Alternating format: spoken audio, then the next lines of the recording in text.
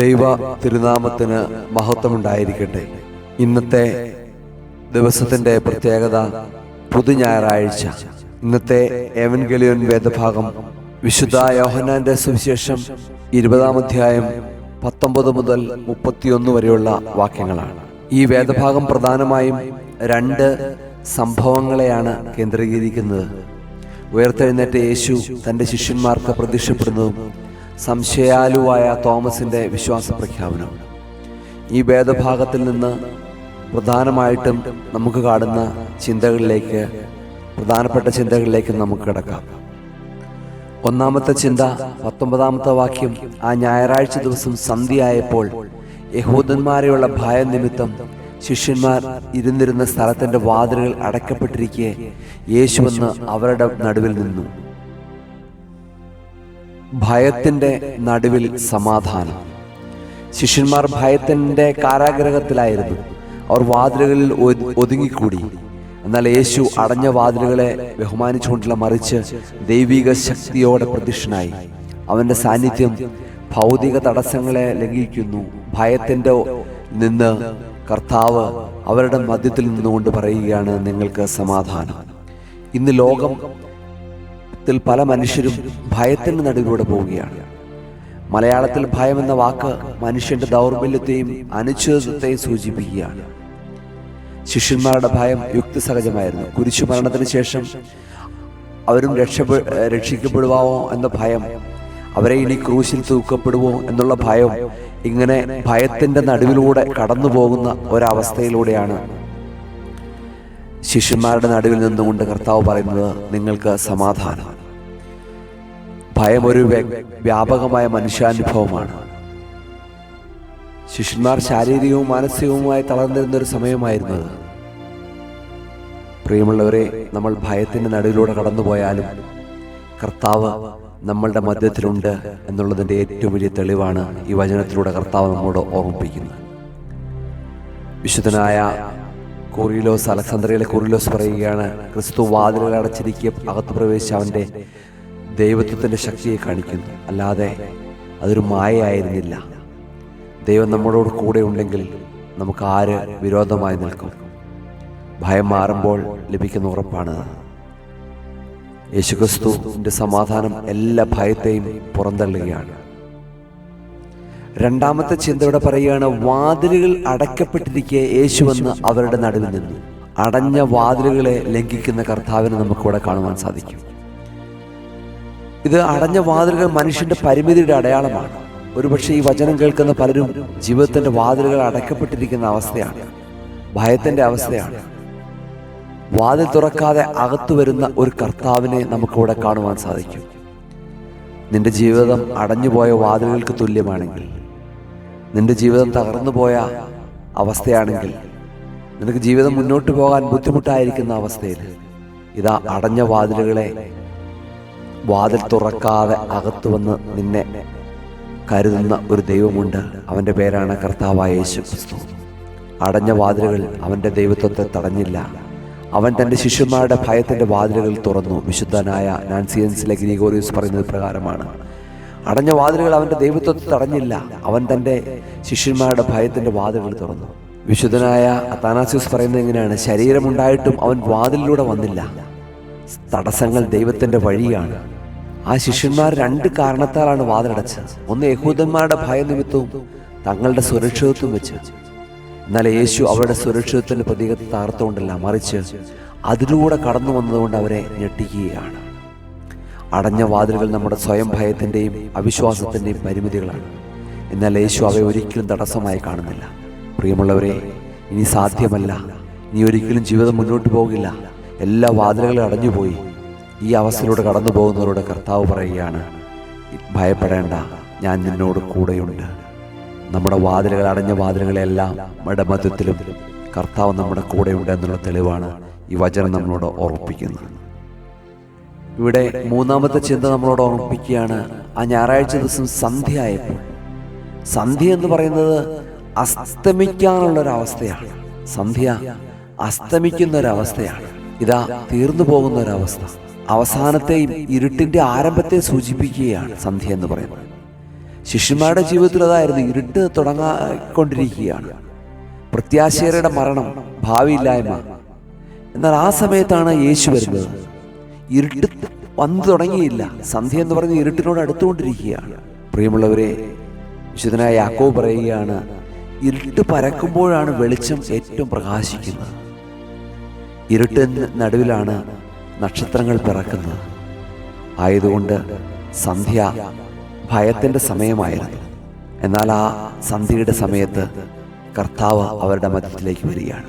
ജീവിതത്തിൻ്റെ സന്ധ്യയിൽ ഒറ്റപ്പെട്ടു പോയൊരു മനുഷ്യനാണോ നീയെങ്കിൽ ഇതാ നിനക്ക് വേണ്ടി ഒരു വെളിച്ചം കടന്നു വരുന്നുണ്ട്. അവനാണ് കർത്താവ്. അവൻ്റെ വെളിച്ചം നിന്റെ മേൽ പ്രകാശിക്കും. ഏത് സന്ധ്യയും പ്രകാശമാക്കി മയമാക്കി മാറ്റുവാൻ നമ്മുടെ കർത്താവിന് സാധിക്കും. നിന്റെ ജീവിതം ഇരുണ്ടുപോയൊരവസ്ഥയാണ്. നിന്റെ കുടുംബജീവിതം ഇരുണ്ടുപോയൊരവസ്ഥയാണ്. മക്കളുടെ ജീവിതം ഇരുണ്ടുപോയൊരവസ്ഥയാണ്. നിന്റെ ജോലി മേഖലകളിൽ ഇരുണ്ടുപോയൊരവസ്ഥയാണ്. സന്ധ്യയായിക്കൊണ്ടിരിക്കുന്ന അവസ്ഥയാണ്. ഭയപ്പെടേണ്ട, കർത്താവ് നിന്റെ കൂടെയുണ്ട് എന്നുള്ള ഏറ്റവും വലിയ തെളിവാണ് ഈ വചനത്തിലൂടെ കർത്താവ് നമ്മളോട് ഓർമ്മിപ്പിക്കുന്നത്. ഇവിടെ ഉപയോഗിച്ചിരിക്കുന്ന ഗ്രീക്ക് വേർഡ് ഒപ്സ എന്നാണ്. അതിൻ്റെ അർത്ഥം ഇത് പകൽ അവസാനിക്കാൻ പോവുകയാണ്. പകൽ അവസാനിക്കുന്ന അവസ്ഥ, സമയം. ഒരുപക്ഷെ നിന്റെ സന്തോഷങ്ങളും സമാധാനങ്ങളും എല്ലാം തല്ലിക്കെടുത്തിക്കൊണ്ട് ജീവിതത്തിൻ്റെ ചില സന്ധികൾ നിന്റെ ജീവിതത്തിലേക്ക് കടന്നു വന്നാലും കർത്താവ് നിന്റെ മധ്യത്തിലുണ്ട്. നീ ഭാരപ്പെടേണ്ട. ഈ വചനം നമ്മളോട് ഓർമ്മിപ്പിക്കുന്നത് പ്രകാരമാണ്. പ്രിയമുള്ളവരെ, നാലാമത്തെ ചിന്ത നമ്മളോട് ഓർമ്മിപ്പിക്കുന്ന പ്രകാരമാണ്.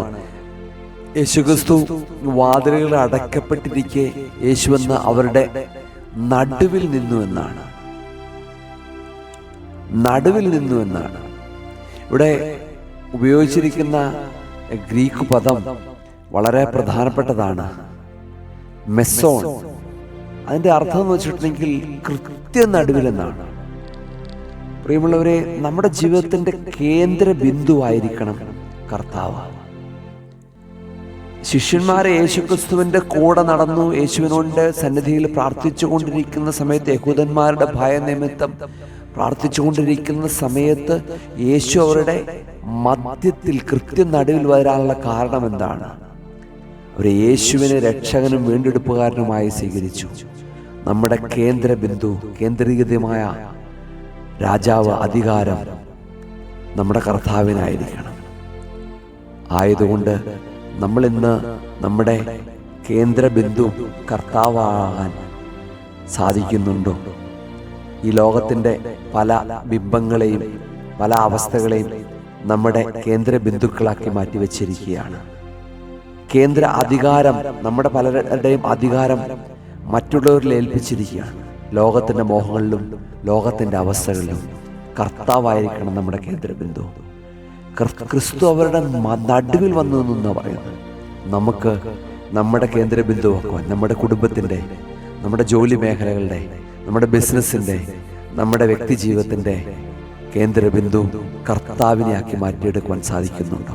കർത്താവാണോ അതെയോ മറ്റു പലതുമാണോ? ചിലരുടെ കേന്ദ്ര ബിന്ദു ചില മനുഷ്യരായിരിക്കാം, ചില സെലിബ്രിറ്റികളായിരിക്കാം, ചില ലോകത്തിൻ്റെ മോഹങ്ങളായിരിക്കാം. എന്നാൽ ശിഷ്യന്മാരുടെ കേന്ദ്ര ബിന്ദു അത് കർത്താവായിരുന്നു. നമ്മുടെയും അതുപോലെ തന്നെയായിരിക്കണം. ഇവിടെ അഞ്ചാമത്തെ ചിന്ത നമ്മളോട് ഓർമ്മിപ്പിക്കുകയാണ്. ഞായറാഴ്ച ദിവസം സന്ധ്യയായപ്പോൾ യഹൂദന്മാരുള്ള ഭയനിമിത്തം ശിഷ്യന്മാർ ഇരുന്നിരുന്ന സ്ഥലത്ത് വാതിൽ അടയ്ക്കപ്പെട്ടിരിക്കുക യേശു എന്ന് അവരുടെ നടുവിൽ നിന്നു എന്നാണ്. ഞായറാഴ്ച ദിവസം അവരൊത്തുകൂടിയത്, അവരായിരുന്ന അവസ്ഥ ഞായറാഴ്ച സന്ധ്യ. അതായത് യഹൂദന്മാരുടെ നിയമം അനുസരിച്ച് ഞായറാഴ്ച സന്ധ്യ എന്ന് പറയുന്നത് നമ്മുടെ ശനിയാഴ്ച സന്ധ്യ, അതായത് ശാബത്ത് തുടങ്ങുകയാണ്. ശാബത്ത് ആരംഭിക്കാൻ പോവുകയാണ്. ആ ശാബത്ത് തുടങ്ങുമ്പോൾ തന്നെ യേശുക്രിസ്തു അവര് ഒരുമിച്ച് ചേർന്ന് നിൽക്കുകയാണ്. ആഴ്ചവട്ടത്തിൻ്റെ ഒന്നാം നാൾ അവരുടെ ജീവിതത്തിലേക്ക് കർത്താവ് വരികയാണ്. ഞായറാഴ്ച നമ്മുടെ ഓരോരുത്തരുടെയും ഉത്ഥാനത്തിൻ്റെ ദിവസമാണ്. നമ്മുടെ കർത്താവിൻ്റെ ഉത്ഥാനം ചെയ്ത ദിവസം. നമ്മുടെ പഴയ ജീവിതത്തിൻ്റെ മ്ലേച്ഛതകളിൽ നിന്ന് ഞായറാഴ്ച പുതുക്കത്തിൻ്റെ ദിവസമാണ്. ഇന്ന് ശാബത്ത് ദിവസമായിരിക്കുന്ന ഞായറാഴ്ച നമ്മളത് ആചരിക്കുന്നത് എപ്രകാരമാണ്? നമ്മുടെ ജീവിതത്തിൽ ഞായറാഴ്ച വെറും ദിവസമല്ല, അതാണ് ഒരു അനുഭവമാണ്. ശിഷ്യന്മാർ ആ ഞായറാഴ്ച ഒത്തുകൂടിയപ്പോൾ അവരുടെ മധ്യത്തിൽ കർത്താവ് വന്നത്. നമ്മൾ ഞായറാഴ്ച ഒത്തുകൂടുമ്പോൾ, വിശുദ്ധ ദിവസം വിശുദ്ധിയോടുകൂടി ആചരിക്കുമ്പോൾ നമ്മുടെ മധ്യത്തിൽ കർത്താവ് കടന്നു വരും. നമ്മളൊന്ന് ചിന്തിച്ച് നോക്കിക്കേ, ദേവാലയത്തിൽ ഞായറാഴ്ച പോകാതെ വീട്ടിലിരിക്കുന്നവരാണോ, അല്ലെങ്കിൽ ജോലി ചെയ്യുന്നവരും ചെയ്യിപ്പിക്കുന്നവരുമാണോ, ദൈവസന്നിധിയിൽ നിന്ന് മാറ്റപ്പെട്ട് നിൽക്കുന്നവരാണോ? ഈ വചനം നമ്മോട് ഓർമ്മിപ്പിക്കുകയാണ്, ഞായറാഴ്ച ഒരുമിച്ച് ചേരേണ്ട ദിവസമാണ്. കർത്താവിൻ്റെ നാമത്തിൽ ഒരുമിച്ച് ചേരേണ്ട ദിവസമാണ്. ഞായറാഴ്ച വിശുദ്ധ ദിവസമാണ്. അത് ആചരിക്കുവാൻ നമുക്ക് സാധിക്കേണ്ടിയിരിക്കുന്നു. ആറാമത്തെ ചിന്ത ഇവിടെ പറയുകയാണ്, ശിഷ്യന്മാർ ഇരുന്നിരുന്ന സ്ഥലത്തിൻ്റെ വാതിലുകൾ അടയ്ക്കപ്പെട്ടിരിക്കെ. ഒരുപക്ഷെ ജീവിതത്തിൻ്റെ പല പ്രതിസന്ധി ഘട്ടങ്ങളിലൂടെ കടന്നു പോകുമ്പോഴും നമ്മുടെ ചില വാതിലുകൾ ചിലരടയ്ക്കും. ചില കുടുംബജീവിതത്തിൻ്റെ വാതിലുകൾ ചില മനുഷ്യരടയ്ക്കുന്നുണ്ട്. നമ്മൾ ജോലി ചെയ്യുന്ന സ്ഥലത്ത്, നമ്മളുടെ വ്യക്തി ജീവിതത്തിലൊക്കെയും ചില മനുഷ്യർ നമ്മുടെ ജീവിതത്തിൻ്റെ വാതിലുകൾ അടയ്ക്കപ്പെടും. കർത്താവ് ഓർമ്മിപ്പിക്കുകയാണ്, നിൻ്റെ ഏത് വാതിൽ എത്ര വ്യക്തികൾ ചേർന്ന് അടച്ചാലും ചില മനുഷ്യർ നമ്മളെ കുറ്റപ്പെടുത്തുന്നുണ്ടായിരിക്കാം, തകർക്കാൻ ശ്രമിക്കുന്നുണ്ടായിരിക്കാം, നമ്മുടെ വാതിലുകൾ ചിലർ അടയ്ക്കുന്നുണ്ടായിരിക്കാം. ഇതാ കർത്താവ് പറയുകയാണ്, നിൻ്റെ ഏത് വാതിലടച്ചാലും അതിൻ്റെ മധ്യത്തിൽ ഞാനുണ്ട്.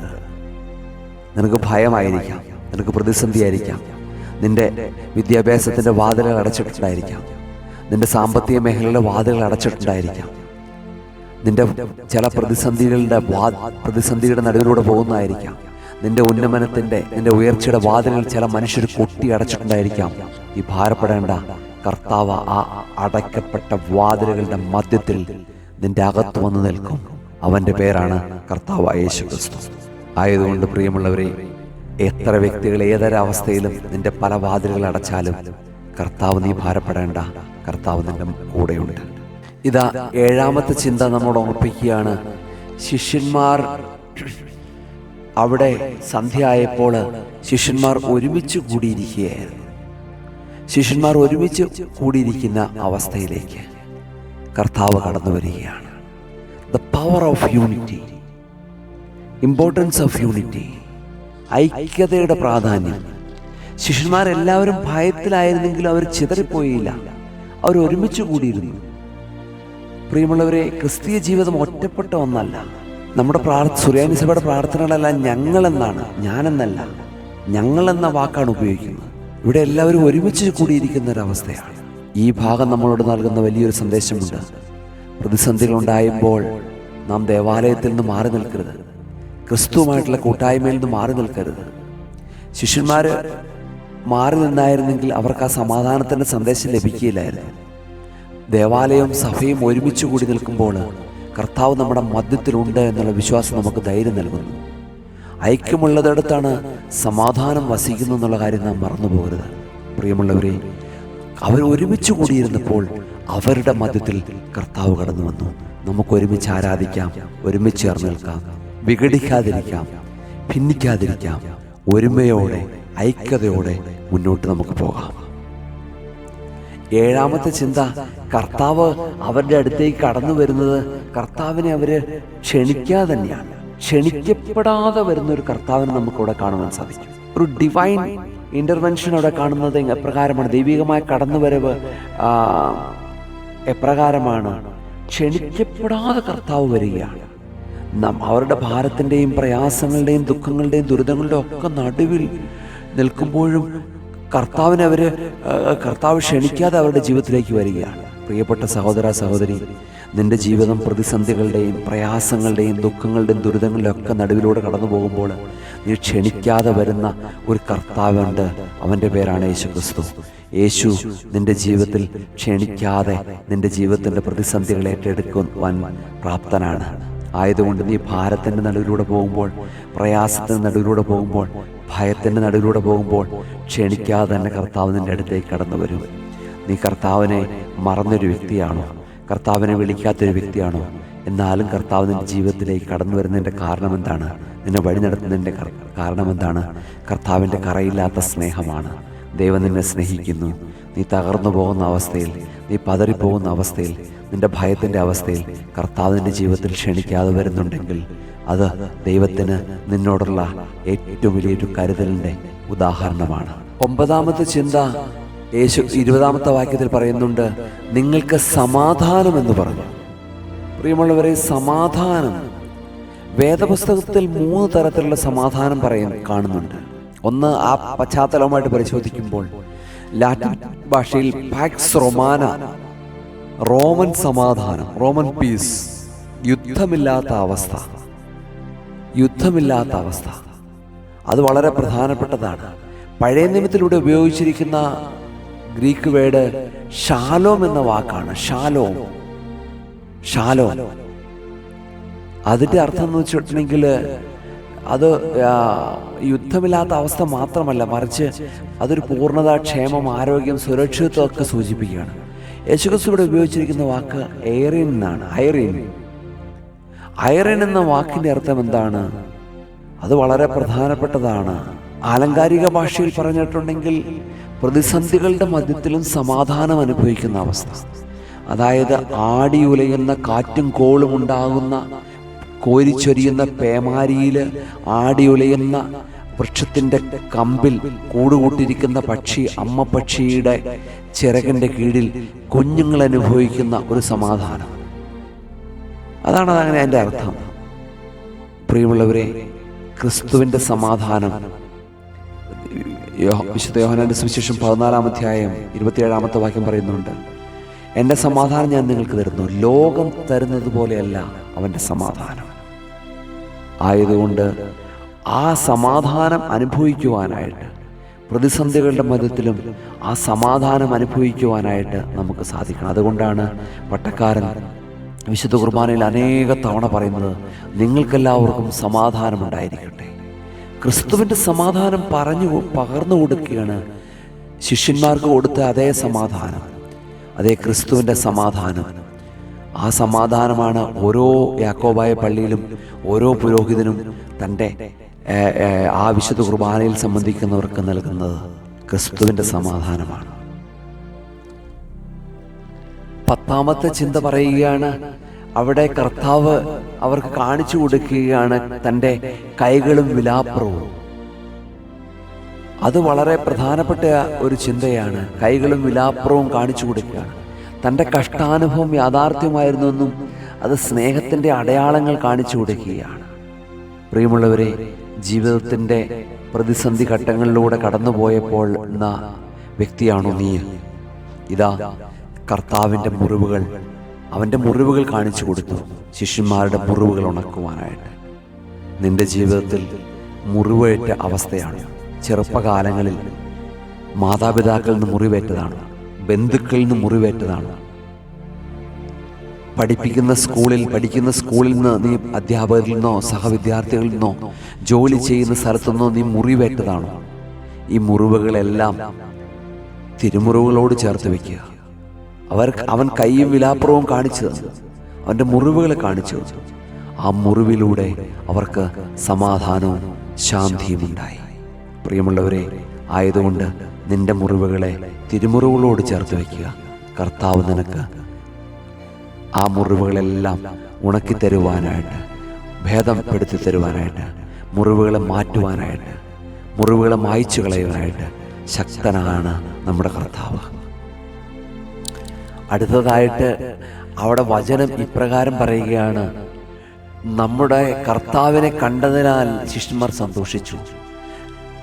ആ ക്രിസ്തു കാണിച്ചു കൊടുക്കുന്നത് എന്താണ്? മുറിവുകളാണ്. ആ മുറിവുകൾ കണ്ടപ്പോൾ തിരിച്ചറിയലിൻ്റെ ഒരു നിമിഷമാണ്. മുറിവുകൾ അവനെ തിരിച്ചറിഞ്ഞു. പ്രിയമുള്ളവരെ, നമ്മുടെ ജീവിതത്തിൽ പ്രതിസന്ധികൾ, മുറിവുകൾ ഉണ്ടാകുമ്പോൾ നമ്മൾ ക്രിസ്തുവിനെ തിരിച്ചറിയുകയാണ്. ക്രിസ്തുവിനോട് ചേർന്ന് നിൽക്കുവാൻ സാധിക്കണം. ക്രിസ്തുവിലോട്ടുള്ള വഴികളാണ് പ്രതിസന്ധികൾ. സുറിയാനി സഭയുടെ പിതാക്കന്മാരെല്ലാം മുറിവുകളിലൂടെ, പ്രതിസന്ധികളിലൂടെ, പീഡനങ്ങളിലൂടെ കടന്നു വന്നവരാണ്. അപ്പോഴാണ് അവരെ കർത്താവിനെ കണ്ടെത്തിയത്. ആയതുകൊണ്ട് നമ്മുടെ ജീവിതത്തിൻ്റെ പ്രതിസന്ധികളിലും നമ്മൾക്ക് ആ കർത്താവിനെ കണ്ടെത്തുവാനായിട്ട് സാധിക്കണം. 12-ാമത്തെ ചിന്ത ഇവിടെ ഇപ്രകാരമാണ് നമുക്ക് കാണുവാൻ സാധിക്കുന്നത്. ശിഷ്യന്മാർ മുറിവുകളിലൂടെയാണ് യേശുവിനെ തിരിച്ചറിയുന്നത്. നമ്മൾ മനസ്സിലാക്കേണ്ട ഒരു കാര്യം, അവൻ ആ മുറിവുകൾ ഒരിക്കലും ഉയർത്തെഴുന്നേറ്റപ്പോൾ ആ മുറിവുകൾ എന്തുകൊണ്ടാണ് സ്റ്റിൽ വീണ്ടും അവിടെ മുറിവുകളായിട്ട് അവിടെ നിൽക്കുന്നത്? അവൻ ആ പഴയതൊന്നും മറക്കുന്നില്ല, ആ പഴയതൊന്നും മാറ്റിവെക്കുന്നില്ല, മറച്ചു വയ്ക്കുന്നില്ല. ആ ശിഷ്യന്മാർക്ക് കാണിച്ചു കൊടുക്കുകയാണ്, ഇതാ എൻ്റെ കൂടെ നിങ്ങൾ കടന്നു വന്നിട്ടുണ്ടെങ്കിൽ, എന്നെ അനുഗമിച്ചിട്ടുണ്ടെങ്കിൽ ഈ മുറിവുകളുണ്ട് നിങ്ങളുടെ ജീവിതത്തിൽ, ഈ മുറിവുകൾ നിങ്ങളുടെ ജീവിതത്തിലുണ്ട്. അതുകൊണ്ടാണ് വിശുദ്ധനായ സ്വർണ്ണനാവുകാരൻ ഇവാനിയോസ് പറയുന്നത്, മുറിവുകളാണ് അവനെ തിരിച്ചറിയാനുള്ള മുദ്ര. നമ്മുടെ ജീവിതത്തിൻ്റെ പ്രതിസന്ധികളുടെ നടുവിലൂടെ തിരിച്ചറിയലിൻ്റെ ഒരു നിമിഷം വിശുദ്ധ നിമിഷമാണ്. ശിഷ്യന്മാർക്ക് അത് ജീവിതത്തിലെ ഏറ്റവും വലിയ നിമിഷമായിരുന്നു. പ്രിയമുള്ളവരെ, ആ മുറിവുകളിലൂടെ കർത്താവിനെ തിരിച്ചറിയുന്നത് പോലെ അവനെ അനുഗമിക്കാൻ നീ ആഗ്രഹിക്കുന്നുണ്ടെങ്കിൽ നിന്റെ ജീവിതം പട്ടുമത്തെ ആയിരിക്കില്ല, മറിച്ച് മുറിവുകളുണ്ടായിരിക്കാം. ആ യേശു അവിടെ മുറിവ് മറച്ചു വയ്ക്കുന്നില്ല, ഓർമ്മിപ്പിക്കുകയാണ്, ഈ മുറിവുകൾ എന്നെ അനുഗമിക്കുന്ന നിനക്കും ഉണ്ടാകും, പക്ഷേ ഈ മുറിവുകളുടെ മധ്യത്തിലും ഞാൻ കൂടെയുണ്ട് എന്ന് ഓർമ്മിപ്പിക്കുകയാണ്. അതാണ് 12ാമത്തെ ചിന്ത നമ്മളോട് ഓർമ്മിപ്പിക്കുന്നത്. ഇത് 13ാമത്തെ ചിന്ത അവിടെ ഓർമ്മിപ്പിക്കുകയാണ്, കർത്താവിനെ കണ്ടപ്പോൾ ശിഷ്യന്മാർ സന്തോഷിച്ചു. ഇത് പ്രതിസന്ധികളിൽ സന്തോഷിക്കുന്ന ശിഷ്യന്മാരെ കാണുവാനായിട്ട് സാധിക്കും. നമ്മുടെ ജീവിതത്തിൻ്റെ പ്രതിസന്ധികളിൽ കർത്താവിനെ കണ്ടപ്പോൾ നമുക്ക് സന്തോഷിക്കുവാൻ സാധിക്കുന്നുണ്ടോ? കർത്താവ് നമ്മുടെ മധ്യയുണ്ട്. യേശുവിനെ കണ്ടപ്പോൾ 13ാമത്തെ ചിന്ത ഏതാണ്? യേശുവിനെ കണ്ടപ്പോൾ ശിഷ്യന്മാർ സന്തോഷിക്കുകയാണ്. ഇവിടെ ഉപയോഗിച്ചിരിക്കുന്ന ഗ്രീക്ക് പദം എക്കരേസൻ, അതിൻ്റെ അർത്ഥം എന്ന് വെച്ചിട്ടുണ്ടെങ്കിൽ അത് ചാര എന്ന ഗ്രീക്ക് പദത്തിൽ നിന്നുണ്ടായതാണ്. അത് സാഹചര്യങ്ങൾക്ക് അതീതമായ ആഴത്തിലുള്ള ആനന്ദമെന്നാണ് അതിൻ്റെ ഗ്രീക്ക് പദത്തിൻ്റെ അർത്ഥം, മലയാളത്തിലെ അർത്ഥം. ക്രിസ്തുവിനെ കണ്ടെത്തി കഴിഞ്ഞപ്പോൾ അതിയായി അവർ സന്തോഷിക്കുകയാണ്, ആനന്ദിക്കുകയാണ്. നമ്മുടെ ജീവിതത്തിൽ ക്രിസ്തുവിനെ കണ്ടെത്തുമ്പോൾ നമുക്ക് സന്തോഷിക്കുവാൻ സാധിക്കുന്നുണ്ടോ? നമ്മുടെ പ്രതിസന്ധിയിലും നമ്മുടെ സന്തോഷങ്ങളിലും നമ്മുടെ ഏതൊരവസ്ഥയിലും ക്രിസ്തുവിനോട് ചേർന്ന് നിൽക്കുമ്പോൾ നമുക്ക് സന്തോഷിക്കുവാനായിട്ട് സാധിക്കുന്നുണ്ട്. അതുകൊണ്ടാണ് പൗലോസ്ലീഹ ഫിലിപ്പിയ ലേഖനം 4-ാം അധ്യായം 4-ാമത്തെ വാക്യം പറയുന്നത്, കർത്താവിൽ എപ്പോഴും സന്തോഷിക്കുക എന്നുള്ളതാണ്. സന്തോഷിക്കുമെന്നാണ് പൗലോസ്ലീഹ പറയുന്നത്. ഈ വേദഭാഗം നമ്മുടെ ജീവിതത്തിലേക്ക് നൽകുന്ന സന്ദേശം എന്താണ്? സാഹചര്യങ്ങളല്ല, സാന്നിധ്യമാണ് പ്രധാനം. 2ാമത്തെ ചിന്ത, മുറിവുകളിലെ സന്തോഷം നമുക്ക് ഇവിടെ കാണുവാൻ സാധിക്കും. ആരും എടുത്തു മാറ്റാൻ സാധിക്കാത്ത സന്തോഷം, ഈ ലോകത്തിന് തരാൻ കഴിയാത്തത് കൊണ്ട് തന്നെ ഈ ലോകത്തിൽ അത് എടുത്തു മാറ്റാൻ കഴിയില്ല. ക്രിസ്തു നൽകുന്ന സമാധാനവും ആനന്ദവും ശാശ്വതമാണ്. ആ സന്തോഷം ലോകം നൽകുന്ന സന്തോഷം പോലെയല്ല. ആ സന്തോഷം വളരെ പ്രധാനപ്പെട്ടതാണ്. അത് ആഴത്തിലുള്ള സന്തോഷമാണ്. ക്രിസ്തുവിൻ്റെ ആ സന്തോഷം നമുക്ക് അനുഭവിക്കുവാൻ സാധിക്കട്ടെ എന്ന് ഓർമ്മിപ്പിക്കുകയാണ്. 14ാമത്തെ ചിന്ത, അവിടെ കർത്താവിനെ കണ്ടതിലായ ശിഷ്യന്മാർ സന്തോഷിച്ചു എന്ന് കാണുവാൻ സാധിക്കുന്നുണ്ട്. പ്രിയമുള്ളവരെ, അവർ ഭയം നിമിത്തം, പ്രതിസന്ധി നിമിത്തം സംശയത്തിൻ്റെ നടുവിലൂടെ പോവുകയായിരുന്നു. ക്രിസ്തു ഉയർത്തെഴുന്നേറ്റു, ക്രിസ്തു ഞങ്ങളുടെ ജീവിതത്തിലേക്ക് വരുമോ? അവരുടെ സകല 14ാമത്തെ ചിന്ത ഓർമ്മിപ്പിക്കുകയാണ്, സകല സംശയങ്ങളും ദൂരീകരിക്കുന്ന ഒരു കർത്താവിനെ നമുക്ക് അവിടെ കാണുവാൻ സാധിക്കും. നമ്മുടെ ജീവിതത്തിൽ പ്രതിസന്ധികളും ദുഃഖങ്ങളും ഭയങ്ങളും പ്രയാസങ്ങളും മനുഷ്യരുടെ ഒറ്റപ്പെടുത്തലുകളും കുറ്റപ്പെടുത്തലുകളൊക്കെ വരുമ്പോൾ യേശു നമ്മുടെ ജീവിതത്തിലേക്ക് കടന്നു വരുമോ? എൻ്റെ ജീവിതത്തിനൊരു മാറ്റം ഉണ്ടാകുമോ? എൻ്റെ ജീവിതത്തിനൊരു സന്തോഷം ഉണ്ടാകുമോ? എൻ്റെ ജീവിതം എന്നും ഈ പ്രതിസന്ധിയുടെ നടുവിലൂടെയാണ് കടന്നു പോകുന്നത്. ഇതാ കർത്താവ് നമ്മോട് ഓർമ്മിപ്പിക്കുകയാണ്, നിനക്ക് ഭാരപ്പെടേണ്ട, പ്രയാസപ്പെടേണ്ട. ഇതാ യേശു നിൻ്റെ സംശയങ്ങളെല്ലാം ദൂരീകരിക്കുന്നവരാണ്. നീ പേടിക്കണ്ട, നിൻ്റെ കൂടെ കർത്താവുണ്ടെന്ന് ഓർമ്മിപ്പിക്കുകയാണ്. നിൻ്റെ സകല സംശയങ്ങൾ, ശിഷ്യന്മാരുടെ സംശയങ്ങൾ മാറിയത് ക്രിസ്തുവിൻ്റെ സാന്നിധ്യവും അവൻ്റെ മുറിവുകളും കണ്ടപ്പോഴാണ്. ആയതുകൊണ്ട് പ്രിയമുള്ളവരെ, നമ്മുടെ സംശയങ്ങളെല്ലാം ദൂരീകരിക്കുവാനായിട്ട് കർത്താവ് നമ്മുടെ കൂടെയുണ്ട്. സംശയം മാറിയത് കേവലം ഒരു മുഖം കണ്ടതുകൊണ്ടല്ല, മറിച്ച് അവൻ്റെ ത്യാഗത്തിൻ്റെ അടയാളങ്ങൾ, മുറിവുകൾ കണ്ടപ്പോഴാണ്. നമ്മുടെ വിശ്വാസം ഉറയ്ക്കപ്പെടുന്നത്, നമ്മുടെ സംശയങ്ങൾ മാറ്റുന്നത് ക്രിസ്തു നമുക്കായി ചെയ്ത കാര്യങ്ങൾ തിരിച്ചറിയുമ്പോഴാണ്. 15ാമത്തെ ചിന്ത, നമ്മുടെ കർത്താവിനെ കണ്ടതിനാൽ ശിഷ്യന്മാർ സന്തോഷിച്ചു എന്നാണ്. കണ്ടതിനാൽ, കർത്താവിനെ കണ്ടിട്ട്, സീയിങ് ദ ലോർഡ്. ഇവിടെ ഉപയോഗിച്ചിരിക്കുന്ന ഗ്രീക്ക് പദം ഇഡോണ്ടേസ്. അതിൻ്റെ ആ വാക്ക് ഉപയോഗിച്ച് ഇതൊരു കേവലം ഒരു കണ്ണുകൾ കൊണ്ട് കാണുന്നതല്ല അതിൻ്റെ അർത്ഥം, മറിച്ച് ഹൃദയം കൊണ്ട് തിരിച്ചറിയുക, മനസ്സിലാക്കുക ക്രിസ്തുവിനെ. അതാണ് എൻ്റെ അർത്ഥം. ഇന്ന് പലപ്പോഴും കർത്താവിനെ കണ്ണുകൊണ്ട് കാണുവാനായിട്ടാണ് ആളുകൾക്ക്, പുറമേയുള്ള അത്ഭുതങ്ങളുടെ ഒക്കെ പുറകെ പോകാനായിട്ടാണ് മനുഷ്യർക്ക് ഇഷ്ടം. പക്ഷെ ഹൃദയം കൊണ്ട് നീ കർത്താവിനെ സ്വീകരിക്കുവാൻ സാധിക്കുന്നുണ്ടോ? ഹൃദയം കൊണ്ട് സ്വീകരിക്കുവാൻ സാധിക്കുന്നുണ്ടോ? അതാണ് 15-ാമത്തെ ചിന്ത ഓർമ്മിപ്പിക്കുന്നത്. അവിടെ കണ്ടു എന്ന പദം ഉപയോഗിച്ചിരിക്കുന്ന വെറും കണ്ണുകൊണ്ടുള്ള കാഴ്ചയില്ല, മറിച്ച് ഹൃദയം കൊണ്ട് കാണുകയാണ്, ഹൃദയം കൊണ്ട് തിരിച്ചറിയുകയാണ്. ക്രിസ്തുവിനെ ഹൃദയം കൊണ്ട് സ്വീകരിച്ചിട്ടുണ്ടോ? അതെയോ പുറമെ നമ്മൾ ക്രിസ്ത്യാനികൾ എന്ന പേരാണോ? ഇന്ന് ലോകത്തിൽ മുഴുവൻ ഒരു ഭൂരിഭാഗം ആളുകളും ലോകത്തിൽ ക്രിസ്തുവിനെ സ്വീകരിക്കുന്നത് പല രീതികളിലാണ്. ഭൂരിഭാഗവും സ്വീകരിക്കുന്നത് ക്രിസ്തുവിനെ പുറമെ സ്വീകരിക്കുകയാണ്. അകമേ സ്വീകരിക്കുവാനായിട്ട് നമുക്ക് സാധിക്കുന്നുണ്ടോ? പള്ളിയിൽ വരിക, പ്രാർത്ഥിക്കുക, ഇതൊക്കെ ഒരു ചടങ്ങുകളായി മാറിക്കൊണ്ടിരിക്കുകയാണ്. പക്ഷെ മറിച്ച് നിന്റെ ഹൃദയത്തിൽ നിന്ന് ക്രിസ്തുവിനെ സ്വീകരിക്കുവാൻ സാധിക്കുന്നുണ്ടോ? അങ്ങനെയായിരിക്കണം നമ്മുടെ ജീവിതം. അതിനുവേണ്ടിയാണ് കർത്താവ് നമ്മെ വിളിച്ചിരിക്കുന്നത്. അതാണ് 15-ാമത്തെ ചിന്ത നമ്മളോട് ഓർമ്മിപ്പിക്കുന്നത്. 16-ാമത്തെ ചിന്ത, ഉത്ഥിതനായ ശേഷവും യേശുക്രിസ്തു മനുഷ്യനായി തുടരുകയാണ്. ഇത് സുറിയാനി സഭയുടെ വിശ്വാസത്തിൻ്റെ ഏറ്റവും വലിയൊരു ആണിക്കല്ല് നമുക്കിവിടെ കാണുവാൻ സാധിക്കും. അലക്സാന്ദ്രിയയിലെ കൂറിലോസ് ഇതിനെക്കുറിച്ച് വളരെ വിശദമായിട്ട് വിശേഷിപ്പിക്കുന്നുണ്ട്. അവൻ തൻ്റെ ശരീരത്തിലെ മുറിവുകൾ കാണിച്ചത് മരണം നീക്കം ചെയ്തപ്പെട്ടുവെങ്കിലും അവൻ്റെ മനുഷ്യത്വത്തിൻ്റെ തനിമ മാഞ്ഞു പോയിട്ടില്ല എന്ന് ശിഷ്യന്മാരെ പഠിപ്പിക്കാനായിരുന്നു. കർത്താവിൻ്റെ ശരീരം ഇപ്പോൾ മാറ്റം വരുത്തപ്പെട്ട ഒന്നാണെങ്കിലും അത് പഴയതുപോലെ തന്നെ യഥാർത്ഥ മനുഷ്യ ശരീരമാണ്. അതുകൊണ്ടാണ് അലക്സാന്ദ്രിയയിലെ വിശുദ്ധ അത്താനാസിയോസ് പറയുന്നത്, ദൈവം മനുഷ്യനായി തീർന്നത് മനുഷ്യനെ ദൈവമാക്കാനാണ്. യേശുക്രിസ്തുവിൻ്റെ ഉത്ഥാനത്തിന് ശേഷവും മനുഷ്യനായി തുടരുന്നത് നമ്മുടെ മനുഷ്യത്വം ലഭിച്ച ഏറ്റവും വലിയ ബഹുമതിയാണ്. നമ്മുടെ ശരീരം ഒരു ദിവസം ഇതുപോലെ മഹത്വീകരിക്കപ്പെടുമെന്നുള്ള വലിയൊരു പ്രത്യാശയാണ് നമുക്കിവിടെ കാണുവാൻ സാധിക്കുന്നത്. ആയതുകൊണ്ട് പ്രിയമുള്ളവരെ, നമ്മുടെ ജീവിതത്തിൻ്റെ അടയ്ക്കപ്പെട്ട സാഹചര്യങ്ങളിലും ക്രിസ്തു ഇന്നും ജീവനുള്ള സാന്നിധ്യമായി കടന്നു വരുന്നു എന്നുള്ളത് ഏറ്റവും പ്രധാനപ്പെട്ടൊരു കാര്യമാണ്. 17-ാമത്തെ ചിന്ത നമ്മളോട് ഓർമ്മിപ്പിക്കുന്നത് ഇപ്രകാരമാണ്. യേശുക്രിസ്തു 21-ാമത്തെ വാക്യത്തിൽ നമുക്ക് കാണുവാൻ സാധിക്കും, യേശു വീണ്ടും അവരോട് നിങ്ങൾക്ക് സമാധാനം എന്ന് പറയുകയാണ്. വീണ്ടും അവരോട് സമാധാനം എന്ന് പറയുകയാണ്. യേശു രണ്ടാമത് സമാധാനം എന്ന് ആശംസിക്കുന്നത് ഒരു ദൗത്യത്തിന്, ഒരു മിഷന് വേണ്ടി അവരെ ഒരുക്കുകയാണ്. ആദ്യത്തെ സമാധാനം അവരുടെ ഭയത്തെ മാറ്റാനായിരുന്നുവെങ്കിൽ രണ്ടാമത്തെ സമാധാനം അവരെ ലോകത്തിലേക്ക് അയക്കാനുള്ള ശാക്തീകരണമാണ്. ദൈവികമായ സമാധാനം ഉള്ളിൽ ലഭിച്ച ഒരാൾക്ക് മാത്രമേ ക്രിസ്തുവിൻ്റെ സാക്ഷിയായി പുറപ്പെടാൻ സാധിക്കുകയുള്ളൂ.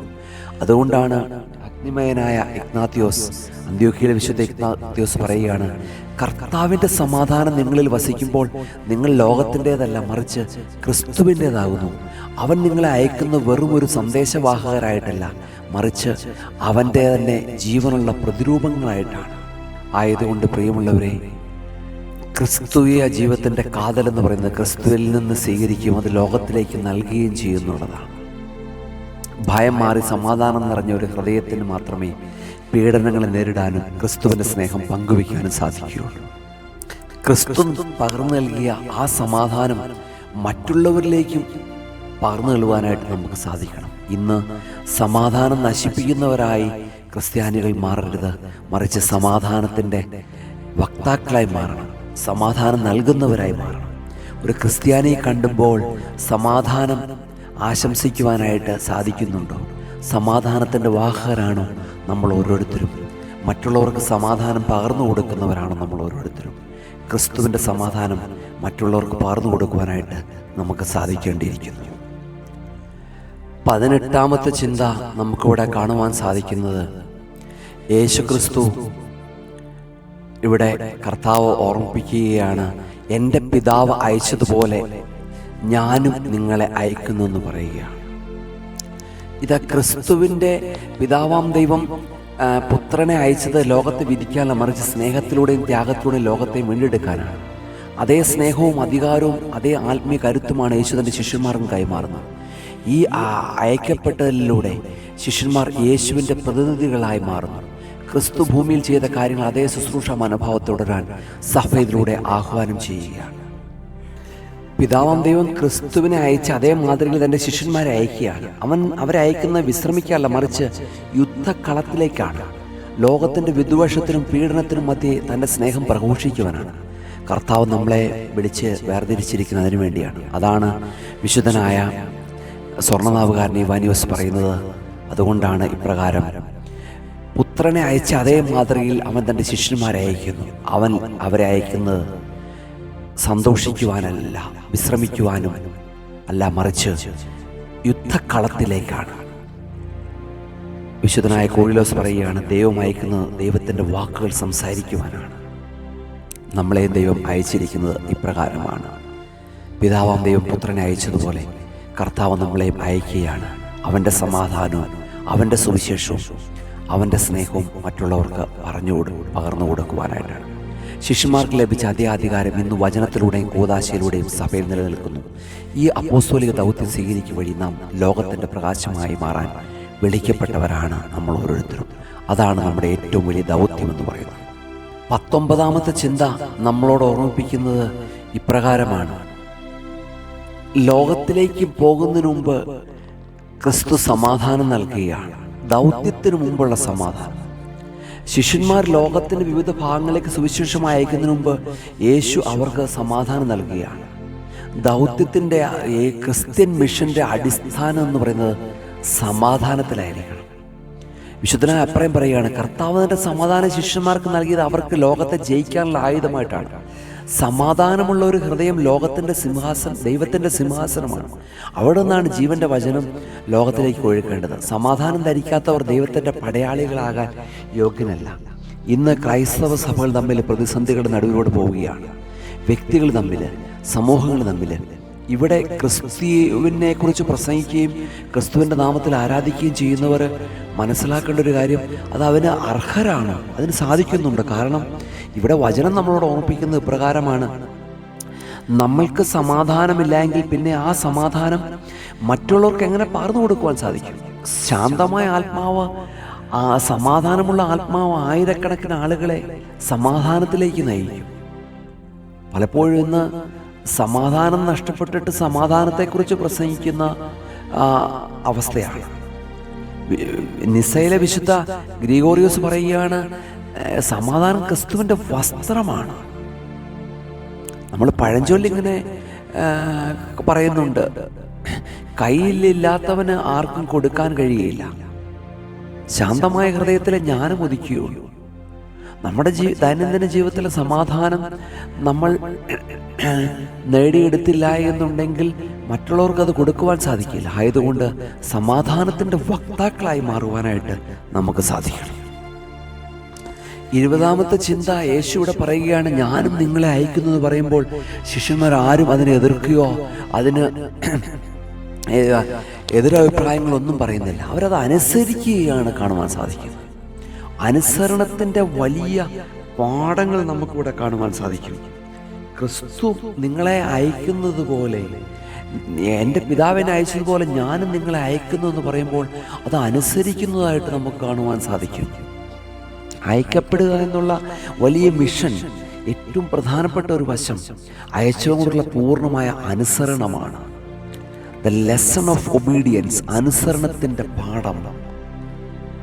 ക്രിസ്തു പിതാവാം ദൈവത്തെ അനുസരിച്ചതുപോലെ നമ്മളും ക്രിസ്തുവിനെ അനുസരിക്കുക എന്നുള്ളതാണ് ഏറ്റവും പ്രധാനപ്പെട്ടത്. അഗ്നിമയനായ ഇഗ്നാത്യോസ് പറയുകയാണ്, അന്ത്യോക്യയിലെ വിശുദ്ധ ഇഗ്നാത്യോസ് പറയുകയാണ്, പുത്രൻ പിതാവിനെ അനുസരിച്ചതുപോലെ നിങ്ങളും നിങ്ങളുടെ ഇടയന്മാരെയും ക്രിസ്തുവിനെയും അനുസരിക്കുവാൻ.